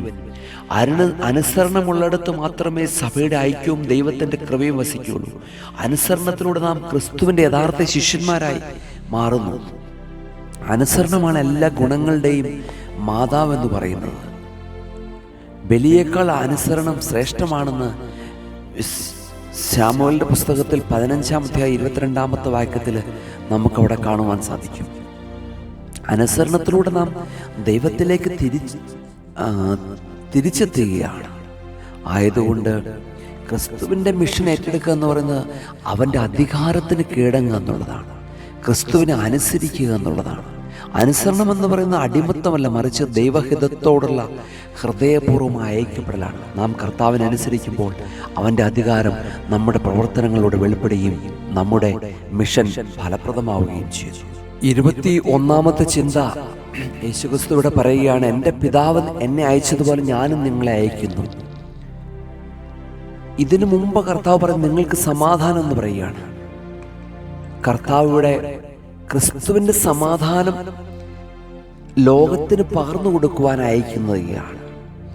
സുവിശേഷ പ്രഘോഷണത്തിന് വേണ്ടി, സമാധാനം ലോകത്തെ അറിയിക്കാൻ വേണ്ടി ശിഷ്യന്മാരെ അയക്കുകയാണ്. പ്രിയമുള്ളവരെ, സുവിശേഷ പ്രഘോഷണം ഒരു കേവലം വാക്കുകൾ പ്രചരിപ്പിക്കാനല്ല, മറിച്ച് ക്രിസ്തുവിൽ നിന്ന് ലഭിച്ച സമാധാനം ലോകത്തിന് പകർന്നു നൽകാനാണ്. ഇന്ന് പ്രസംഗവും പുൾപിറ്റിൽ നിന്നും മൈക്കിൻ്റെ മുമ്പിൽ നിന്ന് പ്രസംഗിക്കുന്നതാണ് സുവിശേഷ പ്രസംഗമെന്ന്, സുവിശേഷവൽക്കരണമെന്ന് മൂഢമായി തെറ്റിദ്ധരിക്കുന്ന ലോകത്തിൻ്റെ മുമ്പിൽ ക്രിസ്തുവിൻ്റെ യഥാർത്ഥമായ സുവിശേഷ പ്രഘോഷണം എന്താണെന്ന് കാണിച്ചു കൊടുക്കുകയാണ്, സമാധാനം നൽകുകയാണ്. ആ സമാധാനമാണ് സുവിശേഷത്തിൻ്റെ കാതലെന്ന് കാണിക്കുകയാണ്. തകർന്ന ഹൃദയങ്ങൾക്കും അശാന്തിയുള്ള ലോകത്തിനും ക്രിസ്തുവിൻ്റെ സമാധാനം എത്തിക്കുക എന്നതാണ് ഓരോ വിശ്വാസിയുടെ ദൗത്യം. പിതാവ് പുത്രനെ അയച്ചതുപോലെ സ്നേഹത്തിലും കരുണയിലും അധിഷ്ഠിതമായ ഒരു പ്രഘോഷമാണ് കർത്താവ് നമ്മിൽ നിന്ന് പ്രതീക്ഷിക്കുന്നത്. സുവിശേഷം അറിയിക്കുന്നവൻ ആദ്യം ക്രിസ്തുവിൻ്റെ സമാധാനം സ്വന്തം ജീവിതത്തിൽ അനുഭവിച്ചറിഞ്ഞവനായിരിക്കണം. പ്രിയമുള്ളവരെ, ആയതുകൊണ്ട് ക്രിസ്തുവിൽ എൻ്റെ സമാധാനം നൽകുവാനായിട്ട് നമുക്ക് സാധിക്കണം. അതാണ് യഥാർത്ഥ സുവിശേഷ പ്രഘോഷണം. സുവിശേഷം, അതുകൊണ്ടാണ് വിശുദ്ധനായ നാൻസിയൻസിലെ ഗ്രിഗോറിയസ് പറയുന്നു, വാക്കുകളേക്കാൾ ഉപരിയായി നിങ്ങളുടെ പ്രവൃത്തികളിലൂടെ സുവിശേഷം പ്രസംഗിക്കുക. നിങ്ങളുടെ ജീവിതം ക്രിസ്തുവിൻ്റെ സമാധാനം പ്രസംഗിക്കുന്ന ഒരു സുവിശേഷമായി മാറട്ടെ. സമാധാനമില്ലാത്ത പ്രസംഗം ഫലശൂന്യമാണ്. എന്നാൽ സമാധാനമുള്ള മൗനം പോലും ആത്മാക്കളെ ദൈവത്തിലേക്ക് അടുപ്പിക്കും. സുവിശേഷം പ്രഘോഷിക്കുക എന്ന് പറയുന്നത് ക്രിസ്തുവിൻ്റെ സമാധാനം നമ്മുടെ ജീവിതത്തിലൂടെ പകർന്നു കൊടുക്കുന്നതായിരിക്കണം. ഓരോ സുവിശേഷകനും, ഓരോ പൗരോഹിത്യ ഗണത്തിൽപ്പെട്ടവരോടും, ഓരോ ക്രിസ്ത്യാനോടും കർത്താവ് ഓർമ്മിപ്പിക്കുകയാണ്, നിങ്ങളുടെ ജീവിതമായിരിക്കണം, നമ്മുടെ ജീവിതമായിരിക്കണം നമ്മുടെ സുവിശേഷം. പെയ്യാത്ത മേഘത്തെക്കാൾ നല്ലത് നനയ്ക്കുന്ന മഞ്ഞാണ് പ്രവൃത്തിയിലൂടെയുള്ള പ്രഘോഷണം. വിളക്ക് വെളിച്ചം നൽകുന്നത് വാക്കുകൾ കൊണ്ടല്ല, സ്വയം എരിഞ്ഞുകൊണ്ടാണ്. ആയതുകൊണ്ട് സുവിശേഷം പ്രഘോഷിക്കുന്നത് നമ്മുടെ വാക്കുകളിൽ മാത്രം ഒതുങ്ങേണ്ടതല്ല, മറിച്ച് നമ്മുടെ പെരുമാറ്റത്തിലും ജീവിത രീതിയിലും അത് പ്രതിഫലിക്കണം. സമാധാനം നൽകുന്നവരായി നാം മാറുമ്പോൾ മാത്രമേ നാം ക്രിസ്തുവിൻ്റെ യഥാർത്ഥ സുവിശേഷകരായി മാറുകയുള്ളൂ. 22-ാമത്തെ ചിന്ത എന്ന് പറയുന്നത് ദ അതോറിറ്റി ഓഫ് സെൻഡ്, അയക്കപ്പെട്ടവൻ്റെ അധികാരം. അയക്കപ്പെട്ടവൻ്റെ അധികാരം അത് വളരെ പ്രധാനപ്പെട്ടതാണ്. നമ്മുടെ ലിറ്റർജിയിൽ, നമ്മുടെ ആരാധനക്രമത്തിൽ ആദ്യാചാര്യത്വം കൈക്കൊണ്ട് അഹ്റോൻ മോശയോട് ഒന്നിച്ചു. കർത്താവ് ശിഷ്യന്മാർക്ക് നൽകി. ആ വലിയ അയക്കപ്പെടുന്ന വ്യക്തിയുടെ അധികാരം എല്ലായ്പ്പോഴും അയക്കുന്ന വ്യക്തിയുടെ അധികാരത്തെ പ്രതിഫലിക്കുന്നു. പിതാവാം ദൈവം പുത്രനെ സകല അധികാരങ്ങൾ ഏൽപ്പിച്ചതുപോലെ ക്രിസ്തു ശിഷ്യന്മാരെ ഏൽപ്പിക്കുകയാണ്. നമ്മുടെ പൗരോഹിത്യ ഗണത്തെക്കുറിച്ച് വളരെ വ്യക്തമായ സുറിയാനി ഓർത്തഡോക്സ് സഭ പിതാക്കന്മാരുടെ ദർശനങ്ങൾ, ആത്മീയ വശങ്ങളും ചേർത്തുകൊണ്ടുള്ള ഒരു പ്രതിഫലനം നമുക്കിവിടെ കാണുവാൻ സാധിക്കും. അലക്സാന്ദ്രിയയിലെ വിശുദ്ധ കൂറിലോസ് പറയുകയാണ്, പുത്രൻ പിതാവിൽ നിന്ന് അധികാരം സ്വീകരിച്ച് ലോകത്തെ രക്ഷിച്ചതുപോലെ ശിഷ്യന്മാർ പുത്രനിൽ നിന്ന് അധികാരം സ്വീകരിച്ച് ലോകത്തെ വിശുദ്ധീകരിക്കുന്നു. ഈ അധികാരം ക്രിസ്തുവിൻ്റെ തന്നെ ശരീരത്തിൻ്റെ ഭാഗമായി അവരെ മാറ്റുന്നു. അയച്ചവൻ്റെ മുദ്ര അയക്കപ്പെട്ടവൻ്റെ വാക്കുകൾ പതിഞ്ഞിരിക്കുകയാണ്. അതുകൊണ്ടാണ് സ്വർണ്ണനാവുകാരൻ ഇവാനിയോസ് പറയുന്നത്, ദൈവം തരുന്ന അധികാരം മറ്റുള്ളവരെ സേവിക്കാനുള്ള കടമയാണ്. ആയതുകൊണ്ട് പ്രിയമുള്ളവരെ, ഇന്ന് പൗരോഹിത്യ ശൃംഖലയും പുരോഹിത ഗണത്തെയൊക്കെ പുച്ഛിച്ച് തള്ളിക്കളയുന്നവർക്കുള്ള ഏറ്റവും വലിയൊരു മറുപടിയാണ് ക്രിസ്തു നൽകുന്ന ഈ പാറ്റേൺ എന്ന് പറയുന്നത്. ക്രിസ്തു നൽകുന്ന ഈ പാറ്റേൺ വളരെ പ്രധാനപ്പെട്ടതാണ്. പിതാവ്, പുത്രൻ, ശിഷ്യന്മാർ, ലോകം, നമ്മൾ ഓരോരുത്തരും. ആ പൗരോഹിത്യ ഗണത്തിൻ്റെ ഏറ്റവും വലിയ ശൃംഖല നമുക്കിവിടെ കാണുവാൻ സാധിക്കും. അതാണ് സുറിയാനി ഓർത്തഡോക്സ് സഭയുടെ ആ പൗരോഹിത്യ ഗണത്തിൻ്റെ പ്രത്യേകത ഇത് തന്നെയാണ്. ക്രിസ്തുവിൻ്റെ ആ പൗരോഹിത്യം അത് സ്ലീഹയിലേക്കും, സ്ലീഹ പാത്രക്കീസന്മാരിലേക്കും, പാത്രക്കീസന്മാർ മെത്രാപ്പൊലീത്തമാരിലേക്കും, കാതോലിക്ക മെത്രാപ്പൊലീത്തമാരിലേക്കും, മെത്രാപ്പൊലീത്തമാർ വൈദികരിലേക്കും, ഇങ്ങനൊരു സ്ട്രക്ചർ അവിടെ കാണുവാനായിട്ട് സാധിക്കും. അതൊരു അയക്കലിൻ്റെ ഒരു ചക്രം, ദ സൈക്കിൾ ഓഫ് സെൻഡിങ്. ദൈവം നമ്മൾ ഓരോരുത്തരെയും വിളിച്ചിരിക്കുന്നത് അവൻ്റെ സമാധാനം ലോകത്തിന് പകർന്നു കൊടുക്കുവാനാണ്. ലോകത്തിന് പകർന്നു കൊടുക്കുവാനാണ്. നമുക്ക് സമാധാനമില്ലെങ്കിൽ ദൗത്യവുമില്ല എന്ന് നാം തിരിച്ചറിയണം. അതേ സ്പിരിറ്റ്, ഒരേ ആത്മാവ് ക്രിസ്തു ചെയ്തതുപോലെ അതേ തന്നെ വിളിക്കുകയാണ് നമ്മൾ ഓരോരുത്തരെയും. ആ പിതാവാം ദൈവം അയച്ച അതേ സ്പിരിറ്റ്, സമാധാനത്തിൻ്റെ ആത്മാവ് നമ്മയും കർത്താവ് ഏൽപ്പിച്ചിരിക്കുകയാണ്. അതുകൊണ്ട് നമ്മൾ ഓരോരുത്തരുടെയും ഉത്തരവാദിത്വമാണ് ക്രിസ്തുവിൻ്റെ ആ സമാധാനം പകർന്നു കൊടുക്കുക. നമ്മുടെ വീട്, ജോലി സ്ഥലം, മിഷൻ ഫീൽഡ്, നമ്മുടെ പഠിക്കുന്ന സ്ഥലം, പ്രവർത്തന മേഖലകളിലെല്ലാം ക്രിസ്തുവിൻ്റെ സമാധാനം, ക്രിസ്തുവിൻ്റെ സുവിശേഷവാഹകരായി മാറണം. മേരി പ്രാർത്ഥിക്കുന്ന യേശുവിനോട് എനിക്കും കൂടെ പ്രാർത്ഥിക്കണം. മത്തായി പോകുന്ന ക്രിസ്ത്യാനികളുടെ പള്ളിയിൽ എനിക്കും പോകണമെന്ന് ക്രിസ്ത്യാനിയല്ലാത്ത ഒരാൾ പറയണമെന്നുണ്ടെങ്കിൽ നമ്മുടെ ജീവിതം കൊണ്ട് നാം സാക്ഷീകരിക്കേണ്ടിയിരിക്കുന്നു, നാം പറഞ്ഞു കൊടുക്കേണ്ടിയിരിക്കുന്നു. 23-ാമത്തെ ചിന്ത എന്ന് പറയുന്നത് വിശുദ്ധ യോഹന്നാന്റെ സുവിശേഷം 20-ാം അധ്യായം 22-ാമത്തെ വാക്യം ഓർമ്മിപ്പിക്കുകയാണ്. ഇങ്ങനെ പറഞ്ഞ ശേഷം താൻ അവൻ അവരുടെ മേൽ ഊതി, നിങ്ങൾ പരിശുദ്ധാത്മാവിനെ കൈക്കൊള്ളുവിൻ. അവരുടെ മേൽ ഊതി. പഴയ നിയമത്തിൽ പിതാവാം ദൈവം നമുക്ക് കാണുവാൻ സാധിക്കുന്നത്, സൃഷ്ടിയിൽ ആദ്യം ദൈവം ആദാമിൻ്റെ മേൽ ഊതി അവന് ജീവൻ നൽകുകയാണ്. ഇവിടെ വീണ്ടും പുതിയ നിയമത്തിൽ ഊതുന്നത് അത് പുതിയ സൃഷ്ടിയിൽ യേശു ശിഷ്യന്മാരുടെ മേൽ ഊതുകയാണ്. പുതിയ സൃഷ്ടി നടത്തപ്പെടുകയാണ്.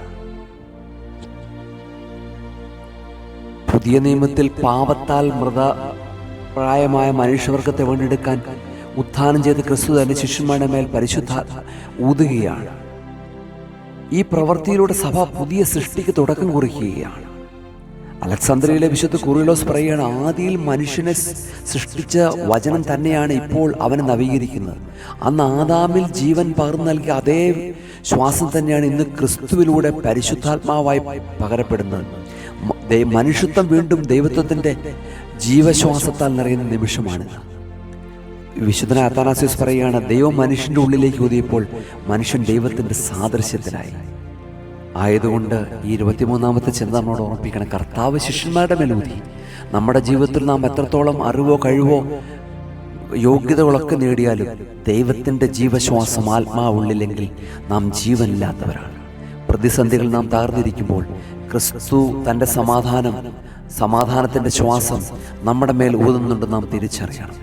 നാം ഓരോ ദിവസവും പരിശുദ്ധാത്മാവിനാൽ നവീകരിക്കപ്പെടാൻ നാം നമ്മെ തന്നെ വിട്ടുകൊടുക്കേണ്ടിയിരിക്കുന്നു. ക്രിസ്തുവിൻ്റെ ഈ ഊതൽ എന്ന് പറയുന്നത് കേവലം ഒരു പ്രതീകാത്മായ ചടങ്ങല്ല, മറിച്ച് തൻ്റെ സ്വർഗീയമായ അധികാരം ശിഷ്യന്മാരിലേക്ക് പകർന്നു നൽകുകയാണ്. ആയതുകൊണ്ട് ദൈവസന്നിധിയിലേക്ക് നാം ചേർന്ന് നിൽക്കുമ്പോൾ, ദൈവവുമായിട്ടുള്ള ബന്ധത്തിലായിരിക്കുമ്പോൾ ഈ ജീവശ്വാസമാണ് ലോകത്തിൻ്റെ അതിർത്തികളോളം സുവിശേഷം എത്തിക്കാൻ ശിഷ്യന്മാർക്ക് പകർന്നു നൽകിയതുപോലെ ദൈവസന്നിധിയിലേക്ക് നാം ചേർന്ന് നിൽക്കുമ്പോൾ, ക്രിസ്തു തൻ്റെ ശ്വാസം ഊതുമ്പോൾ നമ്മുടെ ഭയങ്ങളെല്ലാം മാറി നാം ദൈവരാജ്യത്തിൻ്റെ സജീവ പങ്കാളികളായി മാറുകയാണ്. 24-ാമത്തെ ചിന്ത ഇവിടെ ഓർമ്മിപ്പിക്കുകയാണ്, പരിശുദ്ധാത്മാവിനെ സ്വീകരിക്കുവാൻ കർത്താവ് ഓർമ്മിപ്പിക്കുകയാണ്. ഓരോ ക്രിസ്ത്യാനിയോടും പറയുന്ന ഒരു കാര്യമാണ് പരിശുദ്ധാത്മാവിനെ സ്വീകരിക്കുക. പരിശുദ്ധാത്മാവിനെ സ്വീകരിക്കുക എന്നത് ക്രിസ്തീയ ജീവിതത്തിൻ്റെ ഏറ്റവും പ്രധാനപ്പെട്ട ശാക്തീകരണമാണ്. ഈ പരിശുദ്ധാത്മാവിനെ സ്വീകരിച്ച് വിശുദ്ധ മാമോദീസയിലൂടെയാണ് നമ്മൾ. പ്രിയമുള്ളവരെ, ആ പരിശുദ്ധാത്മാവിൻ്റെ പുതുക്കം നമുക്ക് കുമ്പസാരത്തിലൂടെ വിശുദ്ധ കുർബാന അനുഭവത്തിലൂടെയും പരിശുദ്ധാത്മാവ് നമ്മിലേക്ക് കൂടുതൽ അടുത്തു വരികയാണ്. എല്ലാ പെന്തക്കോസ്തി നാളുകളിലും ഞായറാഴ്ചയും ആ പരിശുദ്ധാത്മാവിൻ്റെ സ്വീകരണത്തിൻ്റെ ആ ശുശ്രൂഷകളെല്ലാം നടത്തപ്പെടുമ്പോൾ, ആ വെള്ളം തളിക്കപ്പെടുമ്പോൾ നമ്മൾ മനസ്സിലാക്കേണ്ട ഒരു കാര്യം, അതേ ആത്മാവ് നമ്മിൽ വസിക്കുന്നു എന്നുള്ളതാണ്. ശിഷ്യന്മാർ കേവലം ഇതൊരു അധികാരം നൽകുക മാത്രമല്ല, മറിച്ച് ഈ അധികാരം വിനിയോഗിക്കാനുള്ള ദൈവിക ശക്തി, ഡിവൈൻ പവർ ഉള്ളിൽ പകരുകയാണ് യേശു ചെയ്യുന്നത്. മനുഷ്യസഹജമായ ബലഹീനതകളെ മറികടക്കാനും സ്വർഗീയമായ മിഷൻ ദൗത്യങ്ങൾ ഭൂമിയിൽ നിർവഹിക്കാനും പരിശുദ്ധാത്മാവിൻ്റെ സാന്നിധ്യം അത്യന്താപേക്ഷിതമാണ്. ആയതുകൊണ്ട് പ്രിയമുള്ളവരെ, പരിശുദ്ധാത്മാവിനെ നമുക്ക് സ്വീകരിക്കേണ്ടിയിരിക്കുന്നു. കൈസരിയിലെ വിശുദ്ധ ബസേലിയസ് പറയുകയാണ്, പരിശുദ്ധാത്മാവ് ആത്മാക്കൾക്ക് നൽകുന്ന പ്രകാശമാണ്. സൂര്യപ്രകാശം കണ്ണുകൾക്ക് എങ്ങനെയോ അതുപോലെയാണ് ആത്മാവിന് പരിശുദ്ധാത്മാവ്. അവൻ നമ്മെ ദൈവത്തോട് അടുപ്പിക്കുകയും ദൈവിക രഹസ്യങ്ങൾ വെളിപ്പെടുത്തരുകയും നമ്മെ ആത്മീയ മനുഷ്യരാക്കി മാറ്റുകയും ചെയ്യും. ആയതുകൊണ്ട് പ്രിയമുള്ളവരെ, ക്രിസ്തുവിനോട് നാം ചേർന്ന് നിൽക്കുമ്പോൾ നിസ്സയിലെ വിശുദ്ധ ഗ്രിഗോറിയോസ് പറയുകയാണ്, പരിശുദ്ധാത്മാവ് ജീവൻ്റെ ഉറവയാണ്. പരിശുദ്ധാത്മാവിനെ സ്വീകരിക്കുന്നത് ക്രിസ്തുവുമായുള്ള ആഴത്തിലുള്ള ഐക്യപ്പെടലാണ്. ശിഷ്യന്മാരുടെ മേൽ യേശു ഊതിയപ്പോൾ അവൻ്റെ തന്നെ ജീവൻ അവരിലേക്ക് പകരപ്പെടുകയാണ്. ഈ പരിശുദ്ധാത്മാവിനെ നാം സ്വീകരിക്കണം. പരിശുദ്ധാത്മാവിനെ അനുസരിച്ച് നാം മുന്നോട്ട് പോകണം. പരിശുദ്ധാത്മാവില്ലാതെ നമുക്ക് നമ്മുടെ ജീവിതത്തെ മുന്നോട്ട് കൊണ്ടുപോകാൻ സാധിക്കുകയില്ല. അഞ്ചാമത്തെ ചിന്ത നമ്മളോട് ഓർമ്മിപ്പിക്കുകയാണ്. വിശുദ്ധ യോഹന്നാന്റെ സുവിശേഷം 20-23 വാക്യം. നിങ്ങൾ ആരുടെ പാപങ്ങൾ മോചിക്കപ്പെടുന്നുവോ അവ മോചിക്കപ്പെട്ടിരിക്കും. നിങ്ങൾ മോചിക്കപ്പെടാതിരുന്നാൽ അവ മോചിക്കപ്പെടാതിരിക്കുമെന്നും ഓർപ്പിക്കുകയാണ്. If you forgive, they are forgiven. If you retain, they are retained. ഇത് സഭയുടെ വലിയൊരു ദൗത്യമാണ്. ഉത്ഥാനം ചെയ്ത ക്രിസ്തു തന്റെ ശിഷ്യന്മാർക്ക് നൽകിയ ഏറ്റവും വലിയ ആത്മാധികാരമാണ് പാപം മോചിക്കാനുള്ള അധികാരം. നമുക്ക് അത് കുമ്പസാരം എന്ന കൂദാശയിലൂടെ നിർവഹിക്കപ്പെടുകയാണ്. തകർന്ന ഹൃദയങ്ങളെ ദൈവത്തോട് അടുപ്പിക്കാൻ, അവരെ ആത്മീയമായി സൗഖ്യമാക്കാനുള്ള ഉത്തരവാദിത്വം ഇതിലൂടെ സഭയെ ഏൽപ്പിക്കപ്പെട്ടിരിക്കുകയാണ്. ക്ഷമിക്കുക എന്ന പ്രവൃത്തിയിലൂടെ സ്വർഗീയ സന്തോഷം ഭൂമിയിൽ വെളിപ്പെടുന്നു. അലക്സാന്ദ്രിയയിലെ വിശുദ്ധ കുറിലോസ് പറയുകയാണ്, ദൈവത്തിൻ്റെ ആത്മാവിനെ കൈക്കൊണ്ടവർക്ക് ദൈവത്തിൻ്റെ പ്രവൃത്തികൾ ചെയ്യാനുള്ള അധികാരമുണ്ട്. പാപങ്ങൾ മോചിക്കുന്ന ദൈവത്തിൻ്റെ സവിശേഷ അധികാരമാണെങ്കിലും തൻ്റെ ശിഷ്യന്മാരെ അതിനായി അധികാരപ്പെടുത്തുക വഴി ക്രിസ്തു തൻ്റെ രക്ഷാകരമായ ദൗത്യത്തിലേക്ക് ശിഷ്യന്മാരെ പങ്കാളികളാക്കി മാറ്റിയിരിക്കുന്നു. പ്രിയമുള്ളവരെ, സഭ, അതുകൊണ്ടാണ് സ്വർണ്ണനാവുകാരൻ യോഹന്നാനീസ് പറയുന്ന സഭ ഒരു ആത്മീയ ആശുപത്രിയാണ്. അവിടെ പാപികൾക്ക് സമാധാനവും സൗഖ്യവും ലഭിക്കുകയാണ്. പാപമോചനം എന്ന് പറയുന്നത് ഒരു ശിക്ഷാവിധിയില്ല, മറിച്ച് മുറിവേറ്റ ആത്മാക്കളെ സുഖപ്പെടുന്ന പ്രക്രിയ എന്നാണ് ഇത് വ്യക്തമാക്കുന്നത്. നിസ്സയിലെ വിശുദ്ധ ഗ്രിഗോറിയോസ് പറയുകയാണ്, അധികാരം സേവനത്തിനാണ്, അഹങ്കരിക്കാനല്ല. ഈ പാപമോചനത്തിലുള്ള വലിയ അധികാരം വിനയത്തോടും ദൈവഭയത്തോടും കൂടി നിർവഹിക്കാൻ വിളിക്കപ്പെട്ടവരാണ് പൗരോഹിത്യ ഗണത്തിൽപ്പെട്ടവർ. അതെ, പാപം മോചിക്കാനുള്ള അധികാരം ഒരു കൂട്ടായ്മകൾക്കോ അല്ലെങ്കിൽ ഒരു ഗ്രൂപ്പുകൾക്കോ ഇല്ല, മറിച്ച് ഒരു പുരോഹിതന് മാത്രമേ ഉള്ളൂ. അതുകൊണ്ടാണ് സുറിയാനി സഭയുടെ പിതാക്കന്മാർ പൗരോഹിത്യ ഗണത്തിന് നൽകിയിരിക്കുന്ന ഏറ്റവും വലിയ പ്രാധാന്യം. മറ്റാരേക്കാൾ വലിയ അധികാരമാണ് എന്താണ്? പാപം മോചിക്കാനുള്ള അധികാരം. അത് വേറെ ആർക്കും ലഭിച്ചിട്ടില്ല. അത് പൗരോഹിത്യ ഗണത്തിന് മാത്രമേ ഉള്ളൂ. അതുകൊണ്ട് കുമ്പസാരം എന്ന കൂദാശയിലൂടെ നാം പാപങ്ങൾ മോചിച്ച് ക്രിസ്തുവിനോട് നാം അടുത്തു വരേണ്ടിയിരിക്കുന്നു. 26ാമത്തെ ചിന്ത പറയുകയാണ്, ഒരുവന്റെ പാപങ്ങൾ നിങ്ങൾ മോചിച്ചാൽ അവൻ മോചിക്കപ്പെട്ടിരിക്കും. പാപം മോചിക്കുവാനുള്ള അധികാരം, ക്ഷമിക്കുവാനുള്ള അധികാരം ഐച്ഛികമല്ല. Forgiveness is not an optional. അവരെ ക്ഷമിക്കാൻ വിളിക്കപ്പെട്ടിരിക്കുകയാണ്. ക്ഷമിക്കുക എന്നൊരു തിരഞ്ഞെടുപ്പല്ല, മറിച്ച് ക്രിസ്തുവിന്റെ കടമയാണ്. പാപങ്ങൾ നിർത്താനുള്ള അധികാരം ക്രിസ്തു നൽകിയത് ശിക്ഷിക്കാനല്ല, മറിച്ച് പാപത്തിന്റെ ഗൗരവം ബോധ്യപ്പെടുത്താനും അനുതാപത്തിലേക്ക് നയിക്കുവാനുമാണ്. ഒരു വ്യക്തി തൻ്റെ തെറ്റുകൾ ഉറച്ചു നിൽക്കുവാനും അനുദപിക്കാൻ വിസമ്മതിക്കുകയും ചെയ്യുമ്പോൾ മാത്രമേ പാപം മോചിക്കപ്പെടാതെ നിലനിൽക്കൂ. എന്നാൽ ക്രിസ്തുവിൻ്റെ ദൗത്യം എപ്പോഴും വീണ്ടെടുപ്പിൻ്റെതാണ്. തൻ്റെ ക്രിസ്തുവിൻ്റെ പ്രതിനിധികൾ അഭിഷിക്തന്മാർ ക്ഷമയുടെ വാതിലുകൾ എപ്പോഴും തുറന്നിടണമെന്ന് അവൻ ആഗ്രഹിക്കുകയാണ്. ക്ഷമിക്കാൻ വിസമ്മതിക്കുന്ന ഹൃദയത്തിൽ ക്രിസ്തുവിൻ്റെ സമാധാനം പ്രതിഫലിപ്പിക്കാൻ സാധിക്കുകയില്ല.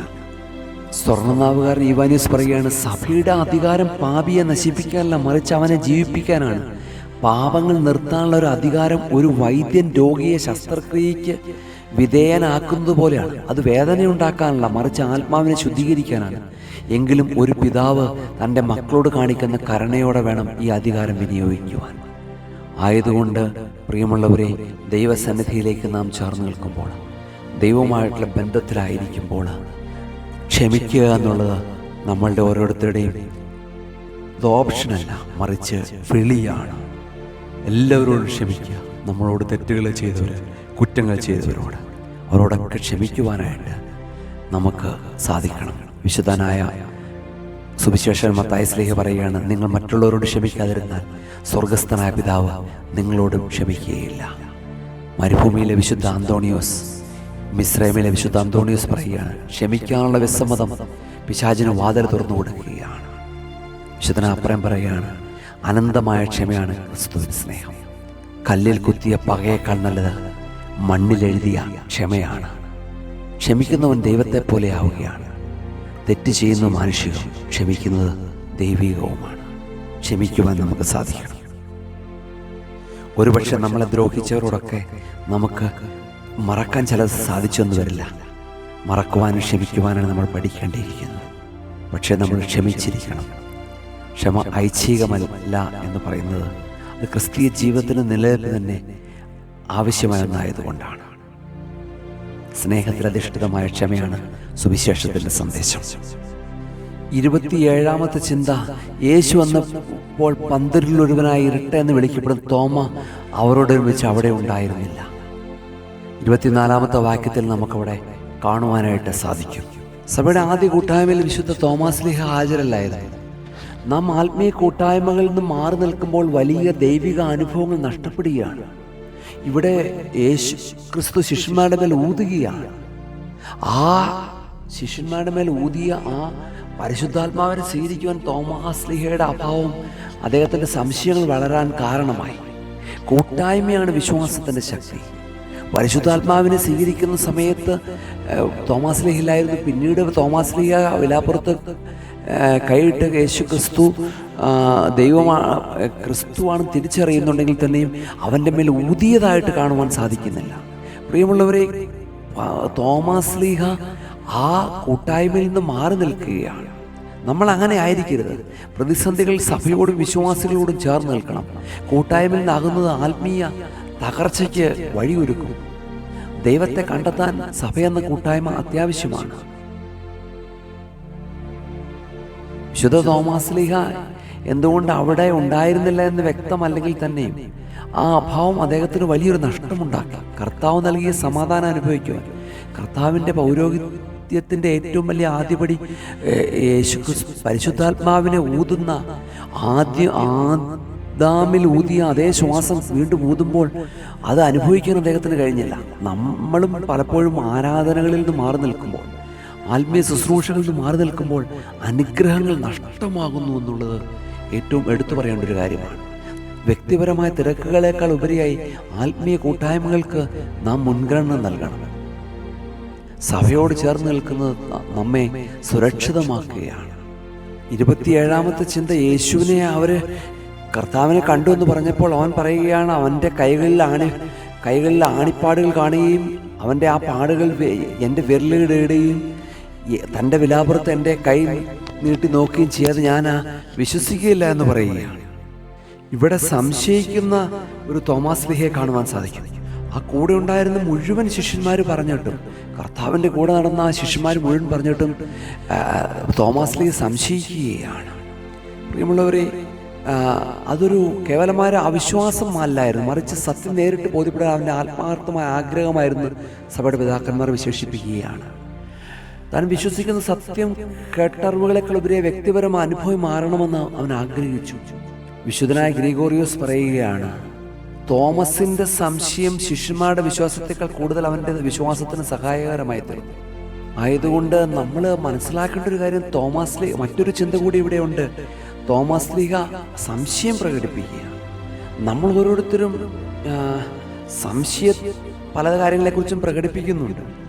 പക്ഷെ അത് ക്രിസ്തുവിലേക്കായിരിക്കണം. തോമാസ് ശ്ലീഹ സംശയം ദൂരീകരിച്ചു കഴിഞ്ഞപ്പോൾ ക്രിസ്തുവിനെ എൻ്റെ കർത്താവും എൻ്റെ രക്ഷിതാവുമെന്ന് അവൻ ഏറ്റുപറയുകയാണ്.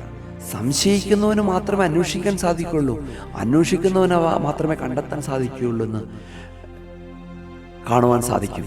ആയതുകൊണ്ട് നമ്മൾ മനസ്സിലാക്കേണ്ട ഒരു കാര്യം, വിശ്വാസമെന്നത് അന്ധമായ ഒന്നല്ല, മറിച്ച് അതൊരു ബോധ്യപ്പെട്ട സത്യമാണ്. നമ്മൾ പലരും ഇന്ന് ഈ കാലഘട്ടങ്ങളിൽ സംശയിക്കുന്നുണ്ട്.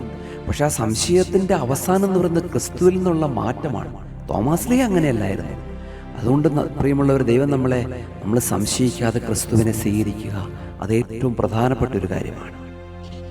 28ാമത്തെ ചിന്ത, ശിഷ്യന്മാർ അവനോട് നമ്മുടെ കർത്താവിനെ ഞങ്ങൾ കണ്ടു എന്ന് പറയുകയാണ്. കർത്താവിനോട് ഞങ്ങൾ കണ്ടു എന്ന് പറയുകയാണ്. ക്രിസ്തുവിനെ കണ്ടെത്തിയ ആ സന്തോഷം പകർന്നു കൊടുക്കുകയാണ്.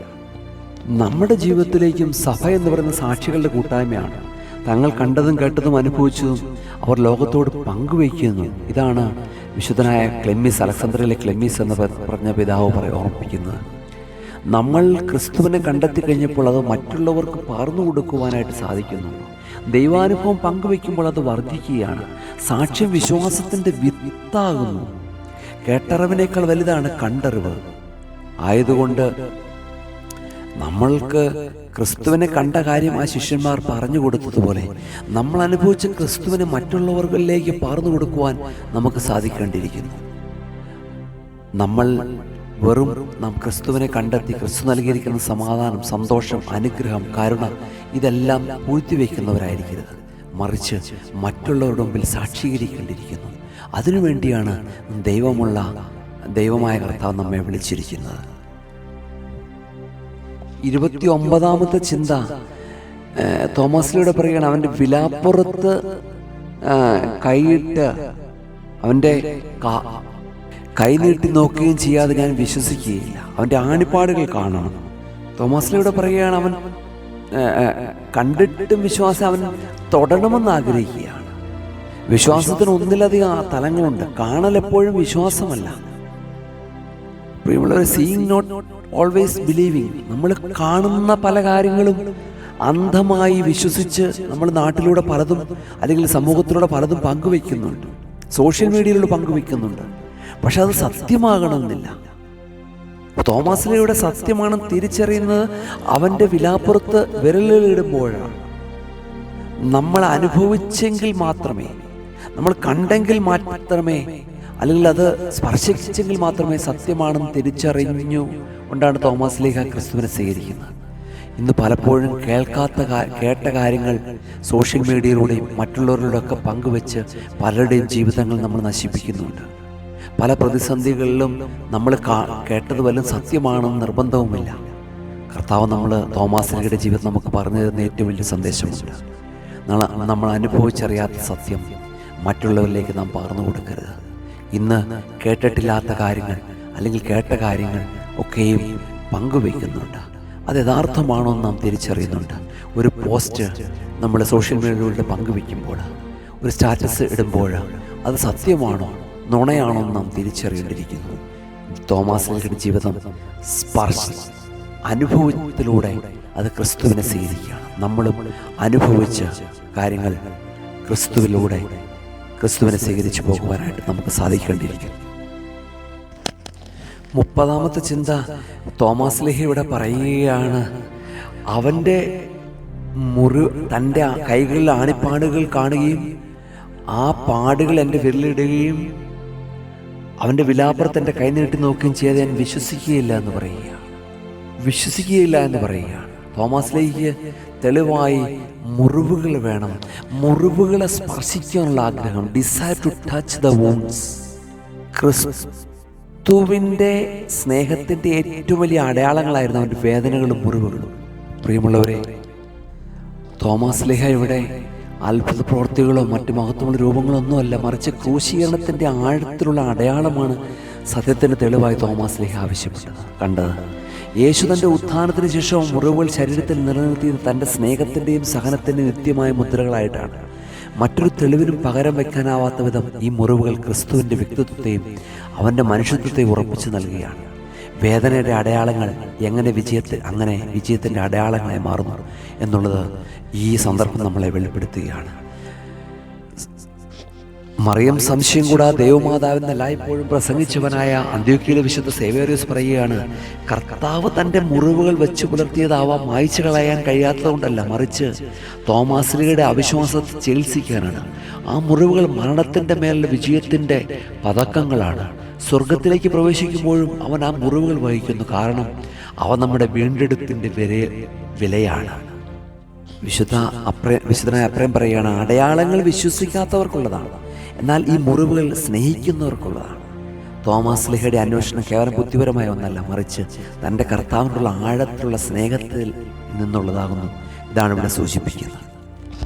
നമ്മുടെ ജീവിതത്തിലെ പരാജയങ്ങളും വേദനകളും മുറിവുകളും പലപ്പോഴും നാം ഒളിച്ചു വെക്കാൻ ശ്രമിക്കാറുണ്ട്. എന്നാൽ ക്രിസ്തുവിൻ്റെ മുറിവുകൾ നമുക്ക് നൽകുന്ന പാഠം നമ്മുടെ വൈകല്യങ്ങളെയും സഹനങ്ങളെയും ദൈവത്തിൻ്റെ മഹത്വത്തിൻ്റെ അടയാളങ്ങളാക്കി മാറ്റാൻ സാധിക്കുമെന്നതാണ്. സത്യസന്ധമായ അന്വേഷണങ്ങൾക്ക് ദൈവം എപ്പോഴും വ്യക്തിപരമായ മറുപടി നൽകുന്ന പ്രത്യാശയും ഇതിലുണ്ട്. 31-ാമത്തെ ചിന്ത, തോമസ് ലീഹ ഇവരോട് പറയുകയാണ്, ഞാനിത് അവൻ്റെ വിലാപ്പുറത്തിൻ്റെ കൈ നീട്ടി നോക്കുകയും ചെയ്ത് ഞാൻ വിശ്വസിക്കുകയില്ല എന്ന് പറയുകയാണ്.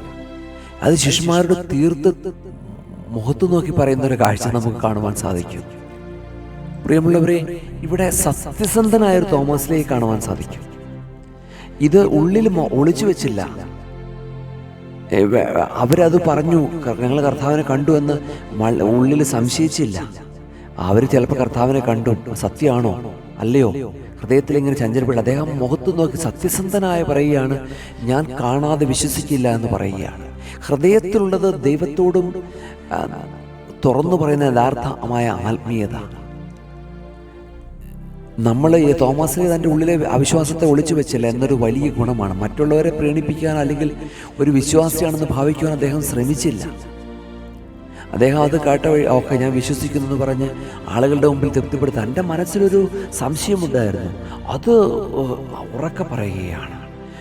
വിശുദ്ധനായ നിനവേലെ ഇസഹാക്ക് പറയുകയാണ്, കപടമായ വിശ്വാസത്തെക്കാൾ ഉത്തമമാണ് സത്യസന്ധമായ സന്ദേഹം.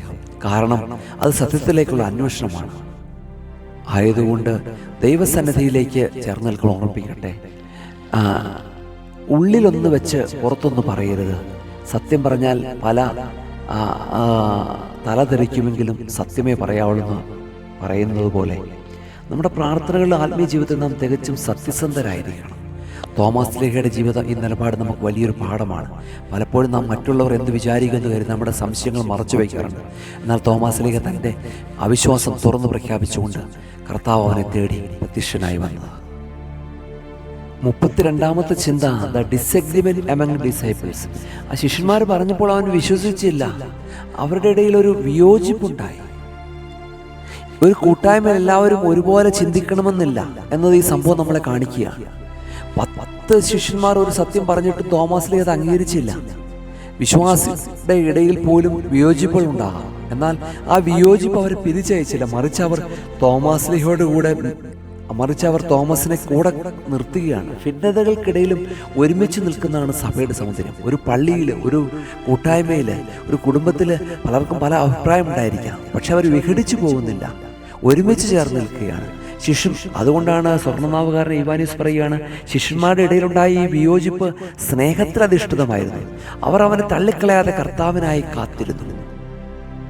അദ്ദേഹം പറയുകയാണ്, സ്നേഹം എല്ലാ ഭിന്നതകളെയും ഇല്ലാതാക്കും. ഒരുമയുള്ളിടത്ത് ദൈവമുണ്ട് എന്ന് പറയുകയാണ്. ശിഷ്യന്മാരിവിടെ തോമസ് ലീഹയെ കളിയാക്കി പുറത്താക്കി ചെയ്തില്ല. അവരോട് ക്ഷമയോടെ തങ്ങളുടെ അനുഭവം വിവരിച്ചു. തോമസ് ലീഹ അത് വിശ്വസിച്ചില്ലെങ്കിലും അവർക്കിടയിൽ ബന്ധം തകർന്നു പോയില്ല. ഈ ഐക്യമാണ് യേശു വീണ്ടും വന്നപ്പോൾ തോമസിന് അനുഗ്രഹമായി മാറിയത്. വിശ്വാസത്തിൻ്റെ വ്യത്യസ്തതകൾ അല്ലെങ്കിൽ അഭിപ്രായങ്ങളുടെ വ്യത്യസ്തതകൾ കൂട്ടായ്മയെ തകർക്കരുത്. തോമസ് ലീഹയെപ്പോലുള്ള ചോദ്യം ചോദിക്കുന്നവരെ സഭ നെഞ്ചോട് ചേർത്ത് പിടിക്കണം. വിയോജിപ്പുകൾ പലപ്പോഴും ആഴമായ ബോധ്യങ്ങളിലേക്ക് നയിക്കുകയാണ്.